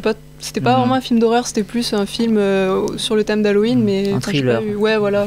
Mais c'était pas effrayant, quoi. C'est pas. Voilà. Très bien, Raphaël, sur Halloween. Une claque. Non, franchement, j'ai beaucoup aimé. Moi, je trouve que c'est le film parfait de la mythologie Halloween. C'est le retour parfait. J'aime beaucoup les variations de musique qui ont été faites. Comme le disait Gaël tout à l'heure, c'est vrai que ce personnage-là, je pense que tu parlais de ce twist-là, je sais pas. Oui, je pense. Un personnage qui est assez surprenant. Moi, je le voyais un peu venir, mais je le voyais pas venir à ce moment-là. Je trouve que ça fait un grand hommage à Maslov, donc de Bruce Timm, qui est la BD qui a lancé Harley Quinn qui est censée être une psychologue qui a suivi du coup le Joker, du coup qui est devenu fan de lui. Donc c'est un peu ça que j'ai retrouvé dans ce film. Je trouve que le schéma qui est classique dans Halloween, un peu structuré, un peu nivelé comme ça, où on a de plus en plus de meurtres, est assez réussi. La tension est bien faite. Sinon, que dire de plus? Je ne sais pas si le trio est très fort aussi. Marie, qu'est-ce que... Un très bon film d'horreur, j'ai adoré aussi, c'était assez rare ces derniers temps. Jamie Lee Curtis, grande classe, très grande classe, très grande actrice. Je suis très heureuse que le film repose sur surtout ces actrices, donc ce personnage féminin, c'était une très bonne chose. Et comme vous le disiez, on dirait un film des années 80 avec une très grande qualité visuelle. Et du coup, il y a parfois des screamers ou des effets qui sont un peu clichés, mais c'est pas gênant parce qu'on a l'impression que c'est dans cette dynamique vintage, rétro. Donc ça fait plus hommage, je trouve. Après, il y a des scènes où la tension est très présente, et il y a des scènes où on sait ce qui va se passer, presque on le voit, Michael Myers, mais quand même, le réa arrive à nous emporter dans cette tension, et j'ai trouvé ce film très bon. Je suis très contente de le voir. Jonathan va se faire l'avocat du diable ou du croque-mitaine. Non, c'est juste que t'as fait une petite remarque au début en disant que ça change les bons films d'horreur ces dernières années. Je trouve que justement cette année... Non, ces derniers temps. On va voir La Nonne, tout ce truc-là. Oui, non, mais bon, d'accord. Voilà. Bon, c'est vrai que si on Ces compare ça... Mais je trouve que cette année, il y a quand même des films d'horreur. J'ai pas vu Hérédité, qui apparemment est excellent. J'ai vu Ghostland, qui est vraiment pas mal du tout. Oh non, voilà. Oh là là, non. Pose une question de goût aussi, voilà. Moi, il y avait ça. Du coup, voilà, pour parler de la nostalgie. C'était pas ça, quoi. C'était pas ça. Get Out aussi, qui était bien. Get Out. Mais qui n'est pas un film d'horreur. Pour parler de la nostalgie des années 80, je trouvais qu'elle était plus utilisée intelligemment et finement dans ça que dans... Ah non, moi au contraire, mais c'était tellement fictif. Le choc. Ah mais là, Jonathan, je ne te suis pas du tout. On n'est pas d'accord. Je ne te suis pas du tout. On n'est pas d'accord. Ça peut arriver. Ça peut arriver. Je sais que ça t'arrive parfois de faire des erreurs, et bon, là, t'en refais une, c'est pas grave. Dans la typo, c'est génial, Halloween. Et on nous signale aussi qu'il y a plein de meurtres qui sont des hommages à d'autres films de saga d'ailleurs dans ce film. De la saga. De la saga, pardon. De la saga d'ailleurs, le chant contre chant qui arrive vers la fin avec un personnage qui est au balcon, c'est un peu l'inverse du premier, et je trouve que c'est vraiment très réussi, un hommage assez beau. Après, j'ai trouvé que les scènes de tension étaient un peu parfois longues. Pour rien. Moi, je me laisse avoir. Moi, je me laisse très facilement avoir. J'avais le souffle coupé. Ah oui. Edwin, sur Halloween. Bah moi j'ai l'impression que je suis la seule personne à pas trop avoir aimé la deuxième partie. Ouais. Bravo. Que j'ai trouvé plus mou et moins inspiré que la première, avec les deux journalistes, même si Jonathan il aime pas trop. Mais j'aimais bien en fait la première partie qui faisait un peu investigation, enquête, un peu vraiment où on essaye de savoir le mythe qui est Michael Myers. Et après, en fait, dans la deuxième partie, j'ai l'impression qu'on répond à aucune question. Ok, il reste des interrogations, c'est bien. Mais moi, j'aurais préféré en fait avoir peut-être une réponse ou quelque chose. Même si la fin, c'est vrai que c'est un beau choc quand même. D'ailleurs, je trouve que Michael Myers c'est super bien filmé dans ce film. Il y a toujours des choses, ces contre-plongées. On a vu qu'il paraît super grand alors que l'acteur est pas si grand que ça. C'est fou comment c'est. Il y a Nick Castle qui refait une apparition. 1m78, ouais, mais la plupart du temps c'est ce mec-là, et Nick Castle, il est pas si grand que ça. James Jude Courtney qui a joué aussi le Michael Myers. Ils sont deux à l'avoir joué. Nick Castle fait sûrement peut-être que la première séquence du film où il fait une apparition. Oui, Gaël. Moi je trouve qu'il y avait quand même une réponse justement dans la deuxième partie, mais bon, c'est peut-être moi qui l'ai vu. Enfin, je sais pas, pour moi c'était une réponse de. L'affrontement est une réponse un peu. Enfin, je sais pas si vous voyez ce que je veux dire. C'est-à-dire que la seule chose qu'on peut se demander, c'est pourquoi il fait ça, est-ce qu'il y a un but, etc. Et pour moi, du coup, on a la réponse que déjà une personne énonce même la réponse, et après, tout le film est la réponse pour moi. Enfin, je sais pas. J'étais étonné par contre de voir que le docteur, il est joué par du coup l'acteur de Winter Sleep. Ouais. J'ai pas fait le lien. À Luke Bilginer, qui joue le docteur Sartin. Et c'est l'acteur de Winter Sleep, l'acteur principal. Voilà. Qui avait remporté la Palme d'Or Winter Sleep. Très bien. Ça va sur Halloween? Ça va. Bon. On le conseille à fond. Ça conseille bien avec quelques nuances quand même. Mais en plus c'est Halloween les gars, allez c'est Halloween, ouais. C'est la bonne soirée pour aller voir. C'est des nuances mais que quand même. Mais relatives. Voilà, exactement. Voilà. Courte partie de débat ce soir puisque c'est déjà l'heure de notre deuxième film et dernier film de la soirée, Dakiní de Dechen Roden.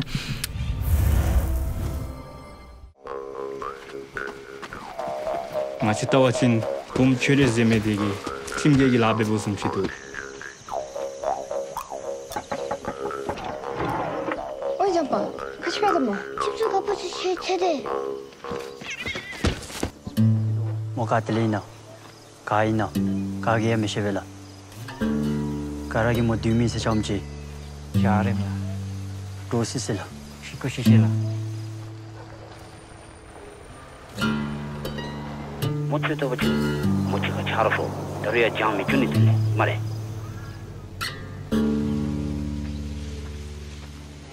Mas tá charity bename.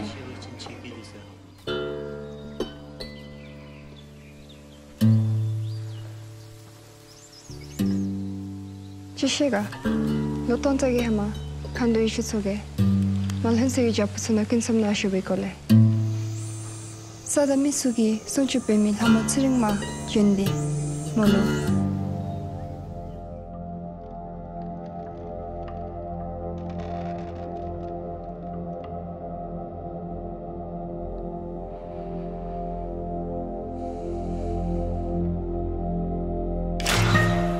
달론다. 날 하스집이 주고.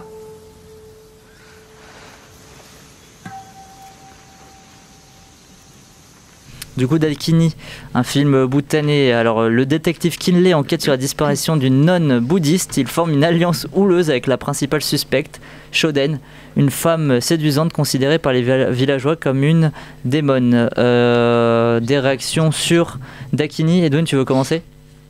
Dakiní. Bah, si tu veux, ouais.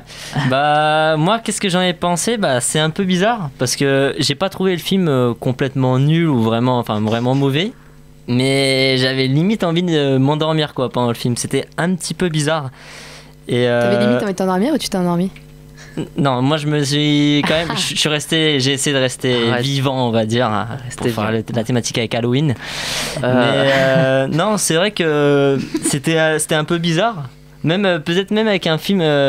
On dirait un petit peu plus nul, je me serais peut-être mieux senti en fait, c'est vraiment bizarre. Après, le film t'a mis mal à l'aise. Ouais, c'est ça, il m'a mis mal à l'aise. Après, j'ai trouvé quand même que c'était très beau, il y avait des très belles images. C'était un petit peu trop contemplatif à mon goût quand même, parce que des fois c'était tiré en longueur. C'est peut-être ça qui me donnait envie de m'endormir.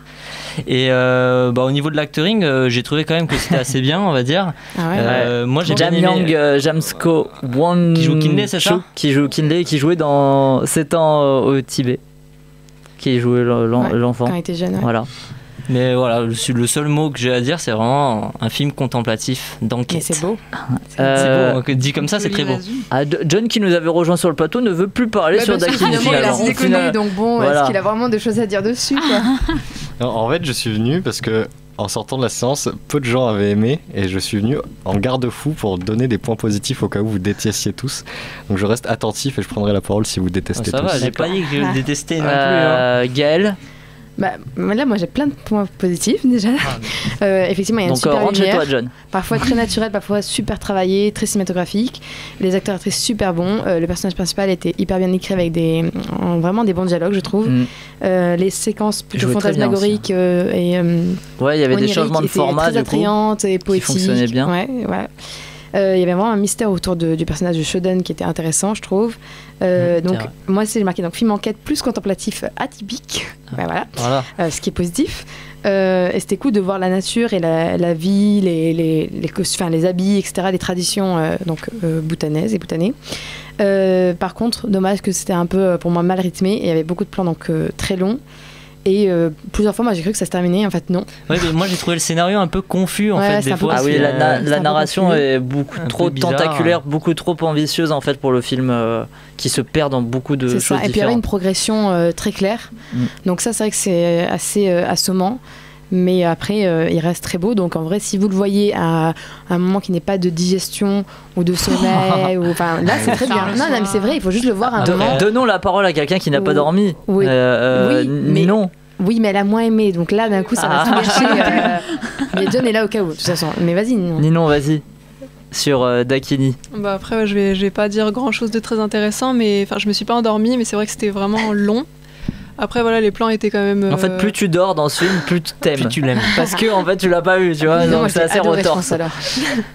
Mais voilà, comme ils ont dit, c'est très contemplatif. Tu vois la nature, t'es dans la forêt et tout. Bon, après, je trouve que c'était un peu trop long. Il y a vraiment des longues scènes où ils font que marcher. Il y a rien qui se passe. Pourtant, le début de film, il est assez intriguant. Et même au début, quand il marche, t'es avec. Mais moi, le premier plan, le deuxième plan où il marche, je me demandais vraiment pourquoi il marchait autant longtemps dans la forêt déjà. Mais c'était pour rejoindre l'affiche du film, en fait. C'était un plan où on dirait ils arrivent jusqu'au bout de la passerelle et là tu fais c'est bon, on a l'affiche du film. Ouais, mais c'est limite gênant quoi quand il marche autant comme ça sans rien se dire et que le temps passe et tu dis oh mais il va durer combien de temps le film, enfin voilà. Après il y a juste un plan que j'ai trouvé vachement beau et qui vient contraster un peu avec la froideur et le brouillard qu'on retrouve tout le temps dans le film. C'est une scène de rêve où on voit Shoden, donc la femme qui est cherchée, qui est traquée. Avec un arc qui le gars qui la suit et donc il est vraiment très chaleureux ce plan, il est vachement beau et bon je sais pas, c'est très symbolique et tout, j'ai pas cherché à le décrypter mais c'était joli et ça venait un peu casser un peu ce côté un peu long et un petit peu chiant et voilà. Il y a aussi un petit truc qui m'a dérangé, bon c'est un petit détail mais il y a un plan à un moment qui arrive, c'est un effet avec un cochon et que j'ai trouvé très très mal fait. Du coup, c'était comique. Je sais pas du tout, c'était hyper comique alors que je pense pas qu'à la base ça devait faire rire. Mais d'un coup, tu vois un cochon qui est hyper mal incrusté. C'était très bizarre, j'ai pas compris. Mais c'est pour ça qu'il faut dormir à des petits moments comme ça. Ouais, pour ne pas avoir de l'air. Alors c'est un premier film quand même. C'est un premier film, on rappelle. On reconstitue le film entier. Mais oui. Mais aussi, je trouve juste une séquence aussi très belle, c'est quand c'est tout jaune, la lumière elle est toute jaune, un peu vers la fin, sans dire trop ce qui se passe, mais en gros il se retrouve avec se réveille un peu la fin. Et tout est c'est très joli en lumière. John, tu veux réagir quand même un petit peu? Finalement, ça va. On n'a pas été bien aimé. Tu nous respectes. Alors, je défends ce film parce que c'est quand même. Je sais plus si tu l'as précisé, mais c'est quand même un film bhoutanais, un premier film d'une réalisatrice. Alors, j'ai dit que c'était un premier film, mais une réalisatrice bhoutanaise. J'ai dit bhoutanais plutôt. Donc, je pense qu'on risque de voir très peu de films bhoutanais réalisés par des femmes. Mais sinon, à part ça, je suis d'accord avec le manque de rythme. Et moi, je pense que c'est ce que tu résumais tout à l'heure, c'est qu'il y a un peu trop d'ambition pour un premier film. Malgré une première... Alors, j'ai beaucoup dormi pendant ce film. Mais voilà pour t'aimer bien. Pas pour le premier quart qui était quand même très prenant. Oui, le premier quart est prometteur en tout cas. Même quand il marche, tout ça. Magnifique. Et en fait, je trouvais que... C'est dommage que ça soit trop ambitieux, mais je trouve que c'est quand même assez louable, cette ambition de vouloir créer une atmosphère extrêmement floue pendant tout le film. Ça paraît être un défaut quand je le dis comme ça, mais j'ai l'impression de voir... Il y a une prise de risque quand même finalement, sur ce film. Parce que ça traite pas mal de questions de spiritualité, tout ça, et de doute, et de trouver la vérité. Et je trouve que le film retranscrit vraiment cette perte, parce qu'on est sans cesse dans un labyrinthe où ils marchent, on sait jamais dans quel sens ils vont, quoi que ce soit. Donc je trouvais ça assez ambitieux, trop, mais quand même très louable, donc prometteur. Très bien. Pas de top, oui. Juste pour préciser que la réalisatrice, elle a fait suite à une rencontre justement de type un peu spirituel, parce qu'il y a beaucoup de femmes qui sont comme, c'est pas sorcières, mais enfin en gros qui ont cette, qui sont animées de cette puissance. Dans ce pays et du coup et c'est un sujet très important là-bas, etc. Donc nous ça nous paraît quand même du film. Et du coup nous ça nous paraît quand même très loin. Qui veut dire je sais pas. Voilà. Mais c'est ça, c'est les femmes qui sont... Mais en gros, ça nous paraît très loin du coup, mais je pense que quand même enfin, c'est beau aussi de voir du coup ce qui se passe là-bas, quoi. Très bien. Donc pas de top cette semaine puisque nous ferons celui de cette semaine, la semaine prochaine en incluant le Grand Bain et Cold War. Du coup c'est l'heure du quiz. The game is on.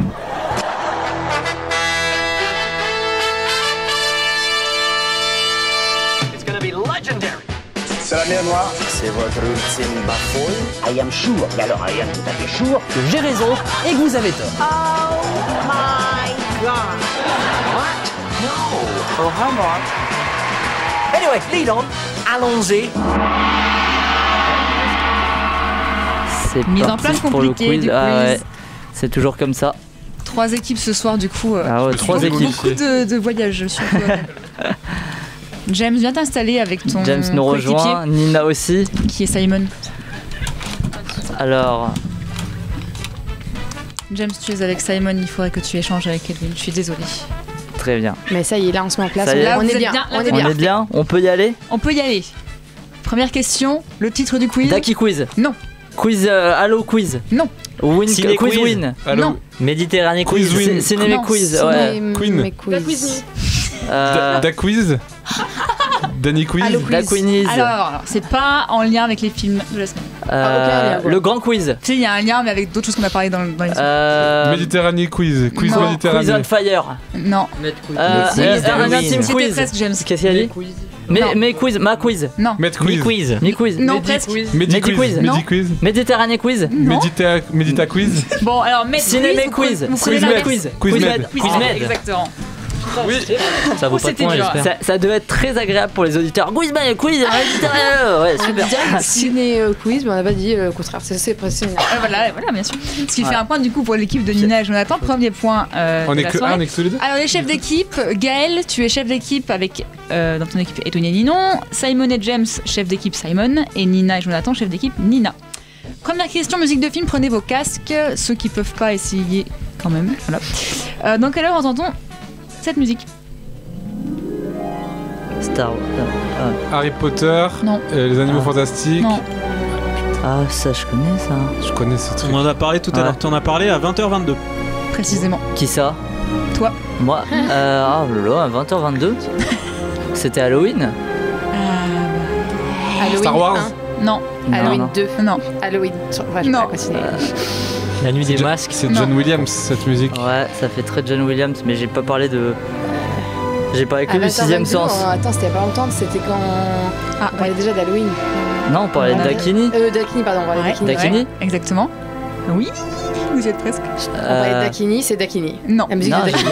Non. J'ai parlé Il y a un d'un lien, truc. Oui, tu as parlé C'est un d'un film film. bhoutanais ou pas? Parce que ça va C'est dire. pas un film bhoutanais. C'est un film américain. Non. C'est un film truc de asiatique. C'est un film. Ah oui, c'est bon, c'est au Tibet. Oui, absolument. Oh là là. Donc pourquoi on Ouais. parlait de ce film? Parce que Jamyang J'ai jamais vu ce film. Wangchuk, Pourquoi? qui est l'acteur principal de Dakini, donc a joué dans 7 ans au Tibet, il jouait le Dalai Lama, film de Jean-Jacques Hano sorti en 97, ce qui fait un point pour l'équipe de Gaël. On a la bourre là, James. Allez, on va passer à la question de la semaine. Alors, il y a quelques jours, la NASA a donné le nom d'un célèbre monstre du cinéma à une constellation. De quel monstre s'agit-il? Loch Alors, Ness. plusieurs propositions, pardon. King Kong, Moby Dick, Frankenstein, Godzilla, Dracula. Oh my god. King Kong, Moby Dick. King Kong, Moby Dick, Frankenstein, Godzilla, Dracula. Tu dirais quoi, James?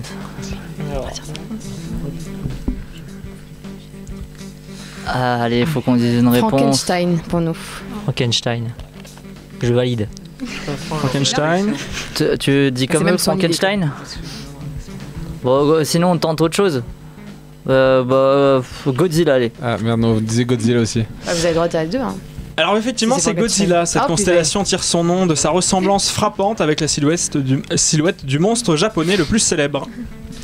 1 pour l'équipe de Gaël, 2 pour l'équipe de Nina, 1 pour l'équipe de Simon. Je fais le compte des points. En or ou en bois? Alors, le masque de Michael Myers est en réalité issu d'un masque représentant le Captain Kirk de Star Trek.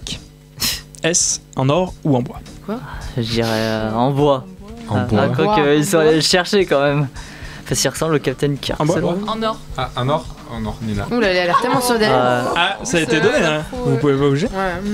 À mon avis que c'est vrai, mais bon. Effectivement, c'est en or. Tommy Lee Wallace, le chef décorateur, est allé dans un magasin à Hollywood Boulevard et a ramené quelques masques. En fait, je connais cette histoire. L'un d'entre eux représentait William Shatner en Captain Kirk, qui lui a coupé les sourcils et reteint donc le visage en blanc. Et creuser les yeux.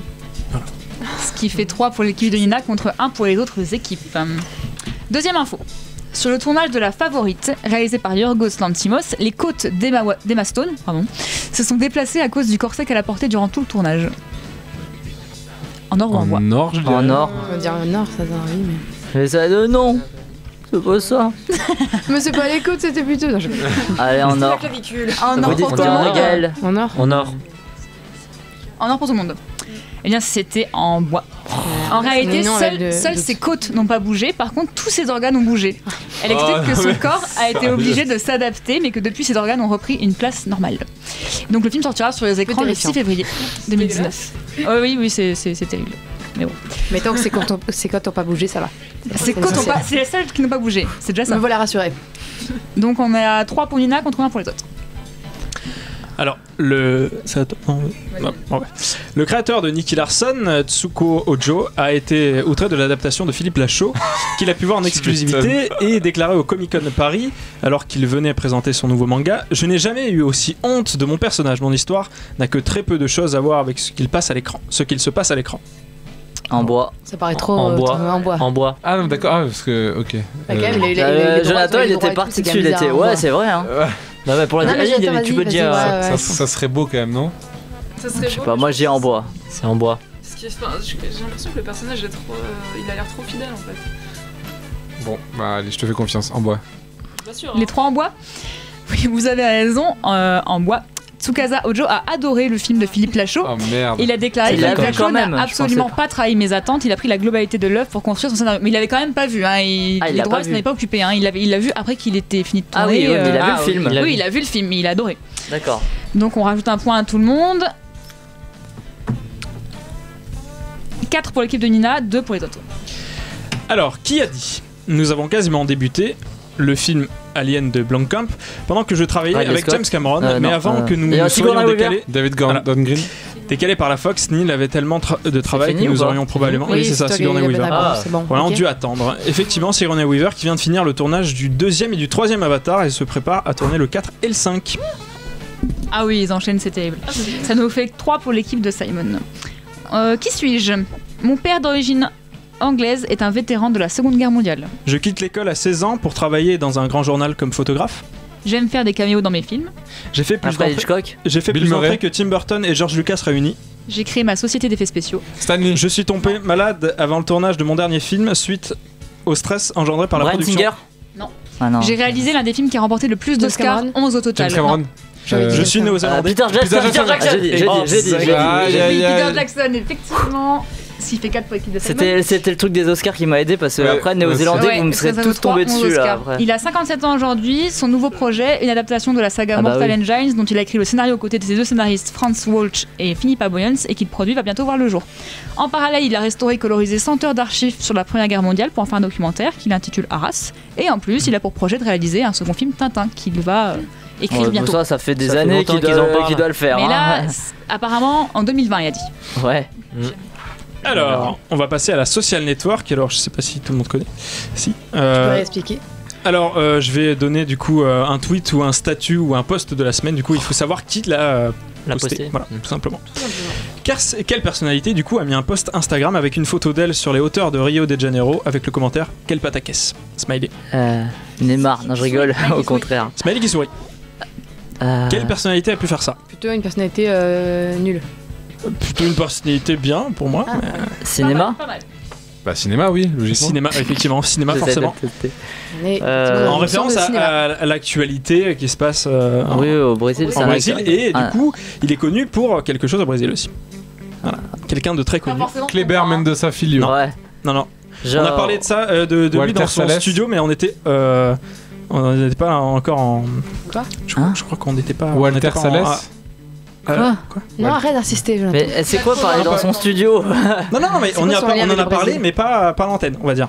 Voilà, pour certains costumes. Je ne vais pas dire plus d'infos, mais voilà, on en a parlé de cette personne. Du coup, elle a un rapport avec Rio de Janeiro. Jean Dujardin. Exactement. Jean Dujardin, l'acteur de OSS 117, Rio ne répond plus, qui réagissait du coup à l'élection de Bolsonaro. Alors pourquoi on en a parlé? Parce que Edwin est déguisé en Robin des Bois, Jean Dujardin, et moi j'avais le masque de catch, donc ça faisait OSS 117, Rio ne répond plus. Ça nous fait 5 pour l'équipe de Simon, 4 pour celle de Nina et 2 pour celle de Gaël. On passe à la Sherlock Holmes qui vaut 3 points. Je vais vous annoncer un crime, il va falloir retrouver le coupable. Je suis accusée d'agression sexuelle par une jeune femme. Non, mais non. Louis C.K. Non, mais conteste totalement. Abdelatif Keshish. Oui, c'est vrai, je l'ai vu ce matin. Une enquête a été ouverte contre moi après la plainte de cette femme qui l'accuse d'attouchement après avoir été droguée en juin dernier. Et pour se défendre, il l'a accusée de se faire passer pour une victime pour faire parler d'elle. D'ailleurs, j'ai fait exprès de ne pas le rajouter. Bonne défense. Mais bon, dans le cadre les actrices avaient déjà parlé. Dans le cadre d'un tournage? Non, dans le cadre d'un rendez-vous. Ah, ok, d'accord. Autre. Oh, c'est pas grave alors. Non, j'ai pas dit ça. Je rigole, Jonathan. Ce qui fait 6 points pour l'équipe de Simon. C'est 3 points là que ça vaut. Ah oui, effectivement. Toujours à chaque fois tu tu me le trompes, dis. Mais oui. Donc 8. C'est difficile. C'est difficile d'en retenir. Donc du coup, on s'est refait la spécial Halloween, on peut le voir. Oui. Je suis nul. Pour mettre dans l'ambiance, on va commencer par. C'est pour Nina en fait ce quiz. Qui c'est celui-là? Non, pas que. Je ne trouve pas. Qui c'est celui-là? Si je vous dis Sidney Prescott. Scream. Je l'ai dit avant. C'est vrai qu'il a dit avant, mais très peu fort. Mais effectivement. Scream, le personnage joué par Neve Campbell, donc un film de Wes Craven sorti en 96. Bravo. Ouais. Bonjour James. 9 pour Simon. Bonsoir. Alors, une réplique, un film. De quel film provient cette scène? Ça, je suis nul. Pardon. Halloween premier? Ouais, le premier Halloween. Frankenstein. Exactement, l'exorciste. Nina. Je l'avais tellement une seconde. Effectivement. Même pas une seconde. Ah oui, une fraction de seconde, ok? La scène sur le lit là. Bravo. On en est à 9 pour l'équipe de Simon, 5 pour l'équipe de Nina, 2 pour l'équipe de Gaël. On passe à Merci le Québec. Si je vous dis le titre québécois, Décadence. Non. Non. C'est un film récent ça, non? Non. Ah bah c'est pas un film récent. Le premier, non. American Nightmare. Halloween? Non. La colline a des yeux? Non. Amityville? Non. On va tous les faire. Hein. Oui, bah oui. C'est un Silent film Hill. Non. Hill? Non. Le dossier Warren. Le titre original, c'est un seul mot. Un seul mot en français, Insidious, en il a anglais. dit Conjuring, The Sinister. Non, bah non, ça fait 2 mots. Saw. Oui, effectivement. Saw de James Wan. Pourquoi il pouvait pas l'appeler qui a donné Décadence? C'est vrai, voilà. Bizarrement, Décadence. C'est pour ça que je le connaissais parce que dans la liste des films souvent très mal traduit, c'est ça? Très mal traduit, voilà. Voilà, bah ils avaient raison. 10 pour l'équipe de Simon. Alors, pardon. Pas tourné. Quel acteur ou actrice n'a jamais joué dans un film d'horreur? Bon, c'est large. Je vais donner une liste. Bon, sauf si tu me dis Jacques Villeray. Alors, à ce moment-là, peut-être. Johnny Depp. Non mais. Quoique la soupe au chou. Johnny Depp, Monica Bellucci, et Leonardo DiCaprio, Cécile de France, Marion Cotillard. J'aurais dû les noter. Johnny Depp, Monica Bellucci, Leonardo DiCaprio, Cécile de France, Marion Cotillard. C'est méga dur. Ça va être Leonardo DiCaprio. Ah, ça dépend ce qu'on entend par film d'horreur. Marion Cotillard. Ouais. Moi, DiCaprio. C'est difficile à dire, mais en fait, vraiment, quand je vais les dire, c'est vraiment Marion des films qui sont connectés comme film d'horreur. Est-ce que Shutter Island est un film d'horreur? Voilà, c'était ça. Ah bah non, c'est quand pas même. Quoi? Non, faut je suis pas exagérer, mais considéré comme un film d'horreur. Non, pas du tout. C'est un thriller. Oui, exact. Les genres sont. Non, clairement, c'est un thriller. C'est pas considéré comme un film d'horreur. Il y a une tendance horrifique. Film vraiment horreur. Enfin, considéré comme des films d'horreur. Peut-être comédie horreur, mais on prend en compte comédie horreur. Cotillard pour nous. Moi, je reste sur Cotillard aussi. Cotillard. Gros débat. Dis-le, James. Bon, le reste, alors. C'est méga dur votre question. Allez. Est-ce qu'on peut dire quelqu'un qui a joué dans un film d'horreur plutôt? On en a. Non. Ok. Mais allez-y. Alors, on a déjà dit, on vous attend. Ah, d'accord. Marion Cotillard, on a dit. On est dans la même équipe. Okay. On y pensait depuis le début, c'est pas. Non. Alors, je peux dire le film de DiCaprio. Allez-y, le premier Johnny Depp. Dans quoi? Moi. C'est un film de Polanski. Son premier rôle. Exactement. Ouais, mais il y a Polanski aussi, il a fait plusieurs trucs. Monica Bellucci, il y en a 2. Le truc de Pierre là, non? C'est pas ça, Concile de Pierre? Non. Irréversible, je sais pas si on peut considérer comme ça. Non. Mission Cléopâtre. Alors le premier c'est Dracula de Coppola. Simplement. Et le deuxième c'est Shetan aussi dans lequel Ah, mais elle je joue. me suis dit, est-ce qu'elle joue dans Shetan en plus, ouais. DiCaprio. Critters 3. Exactement. Je Ah, savais pas que t'allais sortir, mais oui. Je m'en suis souvenu tout à l'heure. Un de ses premiers films, ouais. Cécile de France. Attention. Oui, bien joué. C'est quoi, du coup, Marion Attention, Cotillard n'a pas joué dans un film d'horreur. Et on a eu tous Il bon. fait 11 pour l'équipe de Simon, 6 pour celle de Nina et 3 pour celle de Gaël. Résumé raté. Oui, alors on passe au résumé Oula, raté. bon, ça va aller vite, je pense. Dans son bahut, c'est la victime par excellence. Certainement parce qu'elle ne va plus Gary, chez le dentiste. Si, je vous jure. Gary le bal du diable. Waouh. J'ai envie de mourir parce que vraiment, elle a galéré à le dire. Je l'accorde à Gaël. C'était horrible de pas pouvoir aller jusqu'au bout de sa phrase comme ça. C'est fou. Le traumatisme dans ma tête là. Pas mal. Elle l'avait, Simon. Je vais pas dire la fin, mais oui, effectivement, c'est Carré au bal du diable de Brian De Palma, sorti en 77. J'avais dans ma tête, mais j'étais trop volontaire là. Très bien. Bravo, donc 4 pour l'équipe de Gaël. On passe à la musique de film, prenez vos casques. Dans quel film peut-on entendre cette musique? Inside Juice. Non. Halloween. Sinister. Oui, Suspiria, exactement, Ouais, de j'ai Dario pas vu, j'ai Argento. pas vu ça, mais film Sorti d'horreur. en Il y a des 97. professionnels du film d'horreur. Le nouveau film de Luca Guadagnino, avec notamment Tilda Swinton et Dakota Johnson, profite d'un excellent démarrage, presque $180,000 pour seulement 2 salles. Ah, c'est la musique de l'ancien ou du nouveau? De l'ancien. Ah. De l'ancien. Et du coup, il a profité d'une sortie très limitée, donc dans 2 salles, et il a déjà récolté $180,000. D'ailleurs, Nina, tu parlais de blockbuster pour Halloween, mais en vrai, il a coûté $10 millions, donc c'est vraiment rien du tout. Suspiria? Non, Halloween, tout à l'heure. Le premier? Non, le nouveau. D'accord. Oui. Box-office, Oui, mais alors un film d'auteur peut rapporter beaucoup d'argent parfois et être... Ah, prochaine carte blanche. Non. Donc on passe au duel time, sachant que, je rappelle les scores, l'équipe de Gaël, vous avez 4 points, l'équipe de Nina 7, l'équipe de Simon 11. Je vous laisse parler sur votre capitaine. T'as noté notre nouveau score? Oui, j'ai noté votre nouveau score. 6. T'es sûr? Oui. James, c'est toi qui dois parier sur moi. 1, 2, 4 ou 6 points. Et c'est des points que je perds si, bien sûr, j'ai la mauvaise réponse. Moi, je te fais confiance. Je mets le... Attention. Jonathan, tu paries 6 sur Nina? Moi, je... Il y a combien? Le paquet. Très bien. Yes. 12. Tapis. 6 et 8 et 4. 4, ouais, c'est ça. Bah, James, tu paries combien? 4. Moi, je sais. D'accord. 4, ok. 6. Edwin et Nino, vous pariez combien sur Gaël? 6. 6. Yes. Pas qu'il me fasse confiance, hein, juste parce qu'on Parfait. est vraiment nuls. Alors là, on va avoir un choix de questions. Alors, Simon, voilà, tu vas pouvoir choisir entre 3 thèmes. Ouais. Halloween, ou Saint-Valentin, ou Noël. Ah, où je vais être meilleur? Halloween, Saint-Valentin, Quelle fête tu Noël. préfères? Ça sera toujours dans le cinéma d'horreur. On doit pas dire là, arrête de poser tes questions comme ça, choisis Ouais, non, maintenant. mais- Pas toujours. Ah, pas toujours. Mais Pas ne toujours. répondez pas là, vous entrez dans son jeu. On essaye de Noël? Bah, ce sera moi qui réponds. Alors, on va aller Noël. Ah, Eh ben, Raphaël. je savais que t'allais faire ça. Alors, du coup, je vais poser la question. Lequel de ces films d'horreur se passant à Noël n'existe pas? Oh non. A Christmas Horror Story, je sais pas comment on dit. A Killing Carol, Santa Claus, 12 nuits sanglantes nuits 5, Les jouets de la mort. Voilà, c'est les 4 films. Christmas Horror Story, A Killing Carol, Santa Claus, 12 nuits sanglantes nuits 5, Les jouets de la mort. Christmas Horror Story. Allez. Je note. Alors, deuxième équipe, c'est Nina. Tu as le choix du coup entre Halloween et Bah, elle va prendre Halloween. Saint-Valentin. Oui, Alors attends, juste, excuse-moi. Je note. Ouais. Halloween. Alors Nina, ta question. Lequel de ces films ne se passe pas à Halloween? Ok. Je suis prête. Ah, c'était plus Pas simple. forcément des films d'horreur, hein, je précise. Ah, c'était plus simple. E.T. l'extraterrestre. Oh, c'était tellement plus simple. La famille Adams. Chucky la poupée de sang. The Crow. J'ai pas vu The Crow.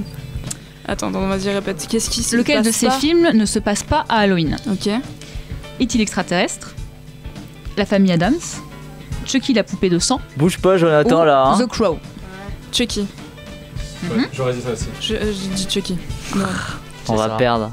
Du perdre. coup, Ouais, c'est- Vous passez à la Saint-Valentin du coup. Oui, j'adore la Saint-Valentin. Très bien, parfait. Raphaël. Lequel de ces films d'horreur ne se passe pas à la Saint-Valentin? Mais moi c'était nul en fait, c'était pas du tout. J'avais Un pas la même frisson question. dans la nuit, La fiancée de Chucky, Lover's Road, Candyman. Ça c'est dur par Je n'ai contre. rien vu du tout. Peux-tu répéter Un frisson. Alors, je peux te faire dire genre. le réalisateur du premier. Un frisson dans la nuit, Clint Eastwood. Ça m'aide beaucoup là. Ouais. Pas du genre. Voilà, je voulais te le dire. La fiancée de Chucky, je ne connais pas le réel. Lover's Road, non plus. Candyman. Alors Non la plus. question c'est quoi aussi parce que j'ai Lequel oublié se le Lequel de passe ces films d'horreur ne se passe pas à la Saint-Valentin? Parce que tu vois, vous deux vous avez des questions similaires alors que moi j'avais une question Mais non, différente. c'était une question Plus similaire à facile, Gaël, c'était. C'est tellement lequel plus de dur. ces films-là se passe. Ah non, il Ah, n'existe non. pas, oui, pardon, Ah. excuse-moi. Autant pour moi. Mais moi j'en ai jeu, hein. aucune idée pour. Bonne mise de Ah, je points. suis fou bien. Non. J'ai envie de te dire. Un frisson dans la nuit, La fiancée de Chucky, Lover's Road ou Candyman. J'ai envie de te dire, je tombe dans le piège, la fiancée de Chucky. Mais je tombe dans le piège, je m'en doute là. En le disant, voilà. Pas grave. D'accord. Alors mon père il a dit touchez le crâne et vous gagnerez. Bah Edwin n'a pas arrêté de le toucher. J'ai pas donc, arrêté de le normalement, toucher, c'est Edwin, mais qui gagne. apparemment ça a peut-être pas marché. Simon. Ah bah on commence par les derniers normalement. Bah pour, non, pour voir on bah commence- si, non, pour- non. bah non mais pour voir si vous allez remonter normalement ça se fait comme ça. Bah, en tout cas Nagui laisse-le faire. Nagui il Ce fait n'est comme pas ça, ton- hein, tout le ce monde veut n'est pas prendre sa ton place. quiz. Hein. Ce n'est pas ton quiz. Tu nous compares à Nagui là? Oui. Sachez que Super. Nagui est végétarien et donc c'est pas mal. Voilà. Laissez Ah, c'est bien, Nagui, ça. Nagui tranquille. Bon, l'équipe de Gaël. Free Nagui. Tu as répondu la fiancée de Chucky. C'était faux. Bah oui, je suis tombée dans le piège. Puisque du coup, ouais, c'est Candyman Eh oui. de Bernard Rose qui Eh oui. est sorti en 92 qui n'est. Je me disais Ça se passe aussi. pas à la Saint-Valentin, ouais. ça parle d'amour, mais ça ne se passe pas à la Saint-Valentin. J'aurais pu le Eh oui. dire, mais je l'ai pas dit en fait. Donc vous tombez à -2. Et là Je suis tu vois désolée. s'ils ont la bonne réponse il va y avoir la pression genre. Normalement, quand on avait moins quelque Alors. chose, mais bon. L'équipe de Nina. Raphaël, je te laisse. Je vais garder la ceinture. Alors, vous aviez dit, il me semble, que c'était Chucky, la Chucky. poupée de sang. Et c'est effectivement Chucky, la poupée de sang. Noël. Ouais. Qui du coup ne se passe pas. Allez. Quoi Ah, c'est à toi. Qui ne se Du passe coup, pas à Halloween. qui ne se passe pas à Halloween, effectivement. Donc vous remontez à 13 points. Merci. Tout se joue entre vous et l'équipe de Simon. Simon, tu avais répondu A Christmas Horror Story. Eh bien, c'est un film qui existe. Par C'est contre, Christmas- Killing Carol n'existe absolument Killing pas. Carol, On a juste ah fait un là jeu de mots bah avec oui, mais A moi, je me Christmas suis Carol dit- qui est un Ah, chant voilà, de je Noël. me suis dit qu'ils allaient faire un jeu de mots aussi, ceux qui ont fait Mais le voilà, film. celui-là n'existe pas par contre. Première Donc vous tombez défaite, quoi. à 7. Oh. Ce qui est Première une défaite. victoire du coup de Nina et Jonathan. Première défaite. Mais je savais que c'était mal Première défaite équilibré de dès le l'année. début. Ouais, c'est vrai que C'était putain de mal équilibré parce que très Lina et mal Jonathan équilibré. répondent Ouais. super bien. Donc voilà, moi j'accuse les gens qui font le quiz. Voilà, c'est pas. J'ai Nina, remarqué finalement. que Simon et moi on a touché le crâne donc on a perdu à cause de ça. Non, non, je crois. Nina aussi, elle a Ah, touché. non. Mais Nina est une aviatrice Ça ne marche morte, pas, donc ça hein. Ouais. a marché parce que c'est son crâne Ouais. qui est posé. Moi j'avais dit que j'étais content de vous revoir ensemble faire un quiz et tout. Bah finalement je vais pas le dire. Bon, si je l'ai Simon, dit. tu gagnes tout le temps. Arrête. Bon, belle victoire de Jonathan et Nina. Les événements. Nina surtout. Oui, mais Jonathan, tu as apporté aussi les événements le 16 novembre. On m'a dit d'en parler déjà. Ouais, Du moi, 16 je novembre, suis, alors Gaël. Eh bien, le 16 novembre, c'est la soirée de lancement des Anémones. Donc, cette soirée-là, même si c'est une soirée, ça commence à 16h30 avec un atelier de lecture sur le livre Sorcière de Mona Chollet. Après, ça continue à 19h avec une projection de 2 films. Un court-métrage, Dia de los Muertos, qui parle de Dia de los Muertos. Et un long-métrage, A Girl Walks Home Alone at Night de Anna Lily Amirpour. Et qui parle d'une fille qui rentre parle chez elle tard. Oui, aussi, Voilà. mais il y a des vampires là-dedans. Ça a l'air intéressant D'accord. tout ça. C'est sympa. Et c'est suivi de l'exposition de l'appel à création sur Halloween qui se finit demain. Mais vous pouvez me rendre vos dessins quand vous voulez, en fait. Non, pas quand vous voulez, mais allez-y, rendez-moi vos dessins. Dans la salle C'est Jean un Moulin. ordre, quoi. Avec un concert de la talentueuse Athénaïs qui nous jouera donc avec sa guitare sur scène et qui chantera aussi. Voilà. Très bien, salle Jean Moulin le Ça va être trop bien. Le 16 novembre. à partir de 16h30 jusqu'à 22h30 et il y aura des choses à manger voilà, qui seront vendues si vous voulez manger là-bas. Raph, oui, vas-y. Non, c'était les choses à manger qui m'ont fait réagir. Ah d'accord. Je continue ce petit moment promo avec le Bureau des Bacheliers, qui est une association qui contribue à la communauté étudiante. Et il y a leur site qui va ouvrir, lebureaudesbacheliers.com, et vous pourrez retrouver des témoignages et des articles divers sur la vie étudiante. Le site est en ligne demain. Et n'hésitez pas à faire un tour sur leur site et leurs réseaux sociaux. Ils parlent d'ailleurs de The Cinema Show dessus, donc voilà, je leur Puis rends des l'appareil. Anémones. et des anémones, ils en parleront en décembre. Avant de conclure, donc... je remercie la pléiade de chroniqueurs et de chroniqueuses qui étaient présents et présentes ce soir. Je crois qu'on a atteint un record de participants, mais non, parce qu'en fait ça c'était quand j'avais écrit l'émission, quand il y avait plein d'autres mondes qui devaient venir. Donc non. Remerciements aussi à Arnaud et John, sans qui l'émission ne se ferait pas. Surtout Arnaud. Et Aude aussi. John. Ah oui, et Aude, c'est vrai qu'il a appris la technique. Stage de formation. C'est elle a un stage de formation. Elle aura bien appris pour les prochaines fois. Et Nina aussi, tu as un peu regardé. Et ouais. La semaine prochaine, les débats porteront sur 4 films: Le Grand Bain de Gilles Lelouch, Bohemian Rhapsody de Bryan Singer, non mais on en parlera, pourquoi je rigole, Le Grand Bal de Laetitia Carton et En Liberté de Pierre Salvadori. À force de parler cinémed, mais on a quand même parlé pas mal d'Halloween, parce que ce soir c'est... Donc ma phrase encore ne veut rien dire. Donc ce soir c'est Halloween. Et voilà, Halloween, 12 périodes de la chasse aux bonbons pour les enfants, pour mes frères et moi-même qui sommes d'ailleurs présents. Ça a symbolisé surtout l'occasion pour mon père de sortir ses vieux classiques oldies spécial Halloween. On a d'ailleurs pu entendre furtivement en début d'émission, on en a pu entendre un. Puisque le Cinémed cette année mettait beaucoup en avant l'idée de transmission, je vais faire de même avec la transmission d'une de ses chansons soul spéciale Halloween aux auditeurs. On se quitte donc avec le terrifiant The Boogeyman, personnage du film Halloween d'ailleurs au passage, du groupe new-yorkais The Cadillacs, sorti en 1960. Bonne semaine à vous, The Cinema Show c'est tous les mercredis sur Radio Campus Montpellier, mais c'est encore un peu maintenant.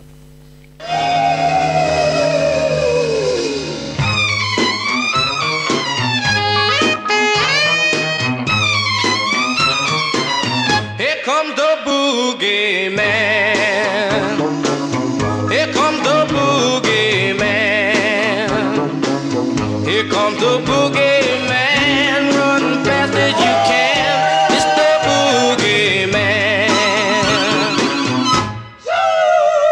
I passed by the graveyard last night now. 3 bodies lay side by side. 2 bodies just seem to lay there, but this other body started to rise.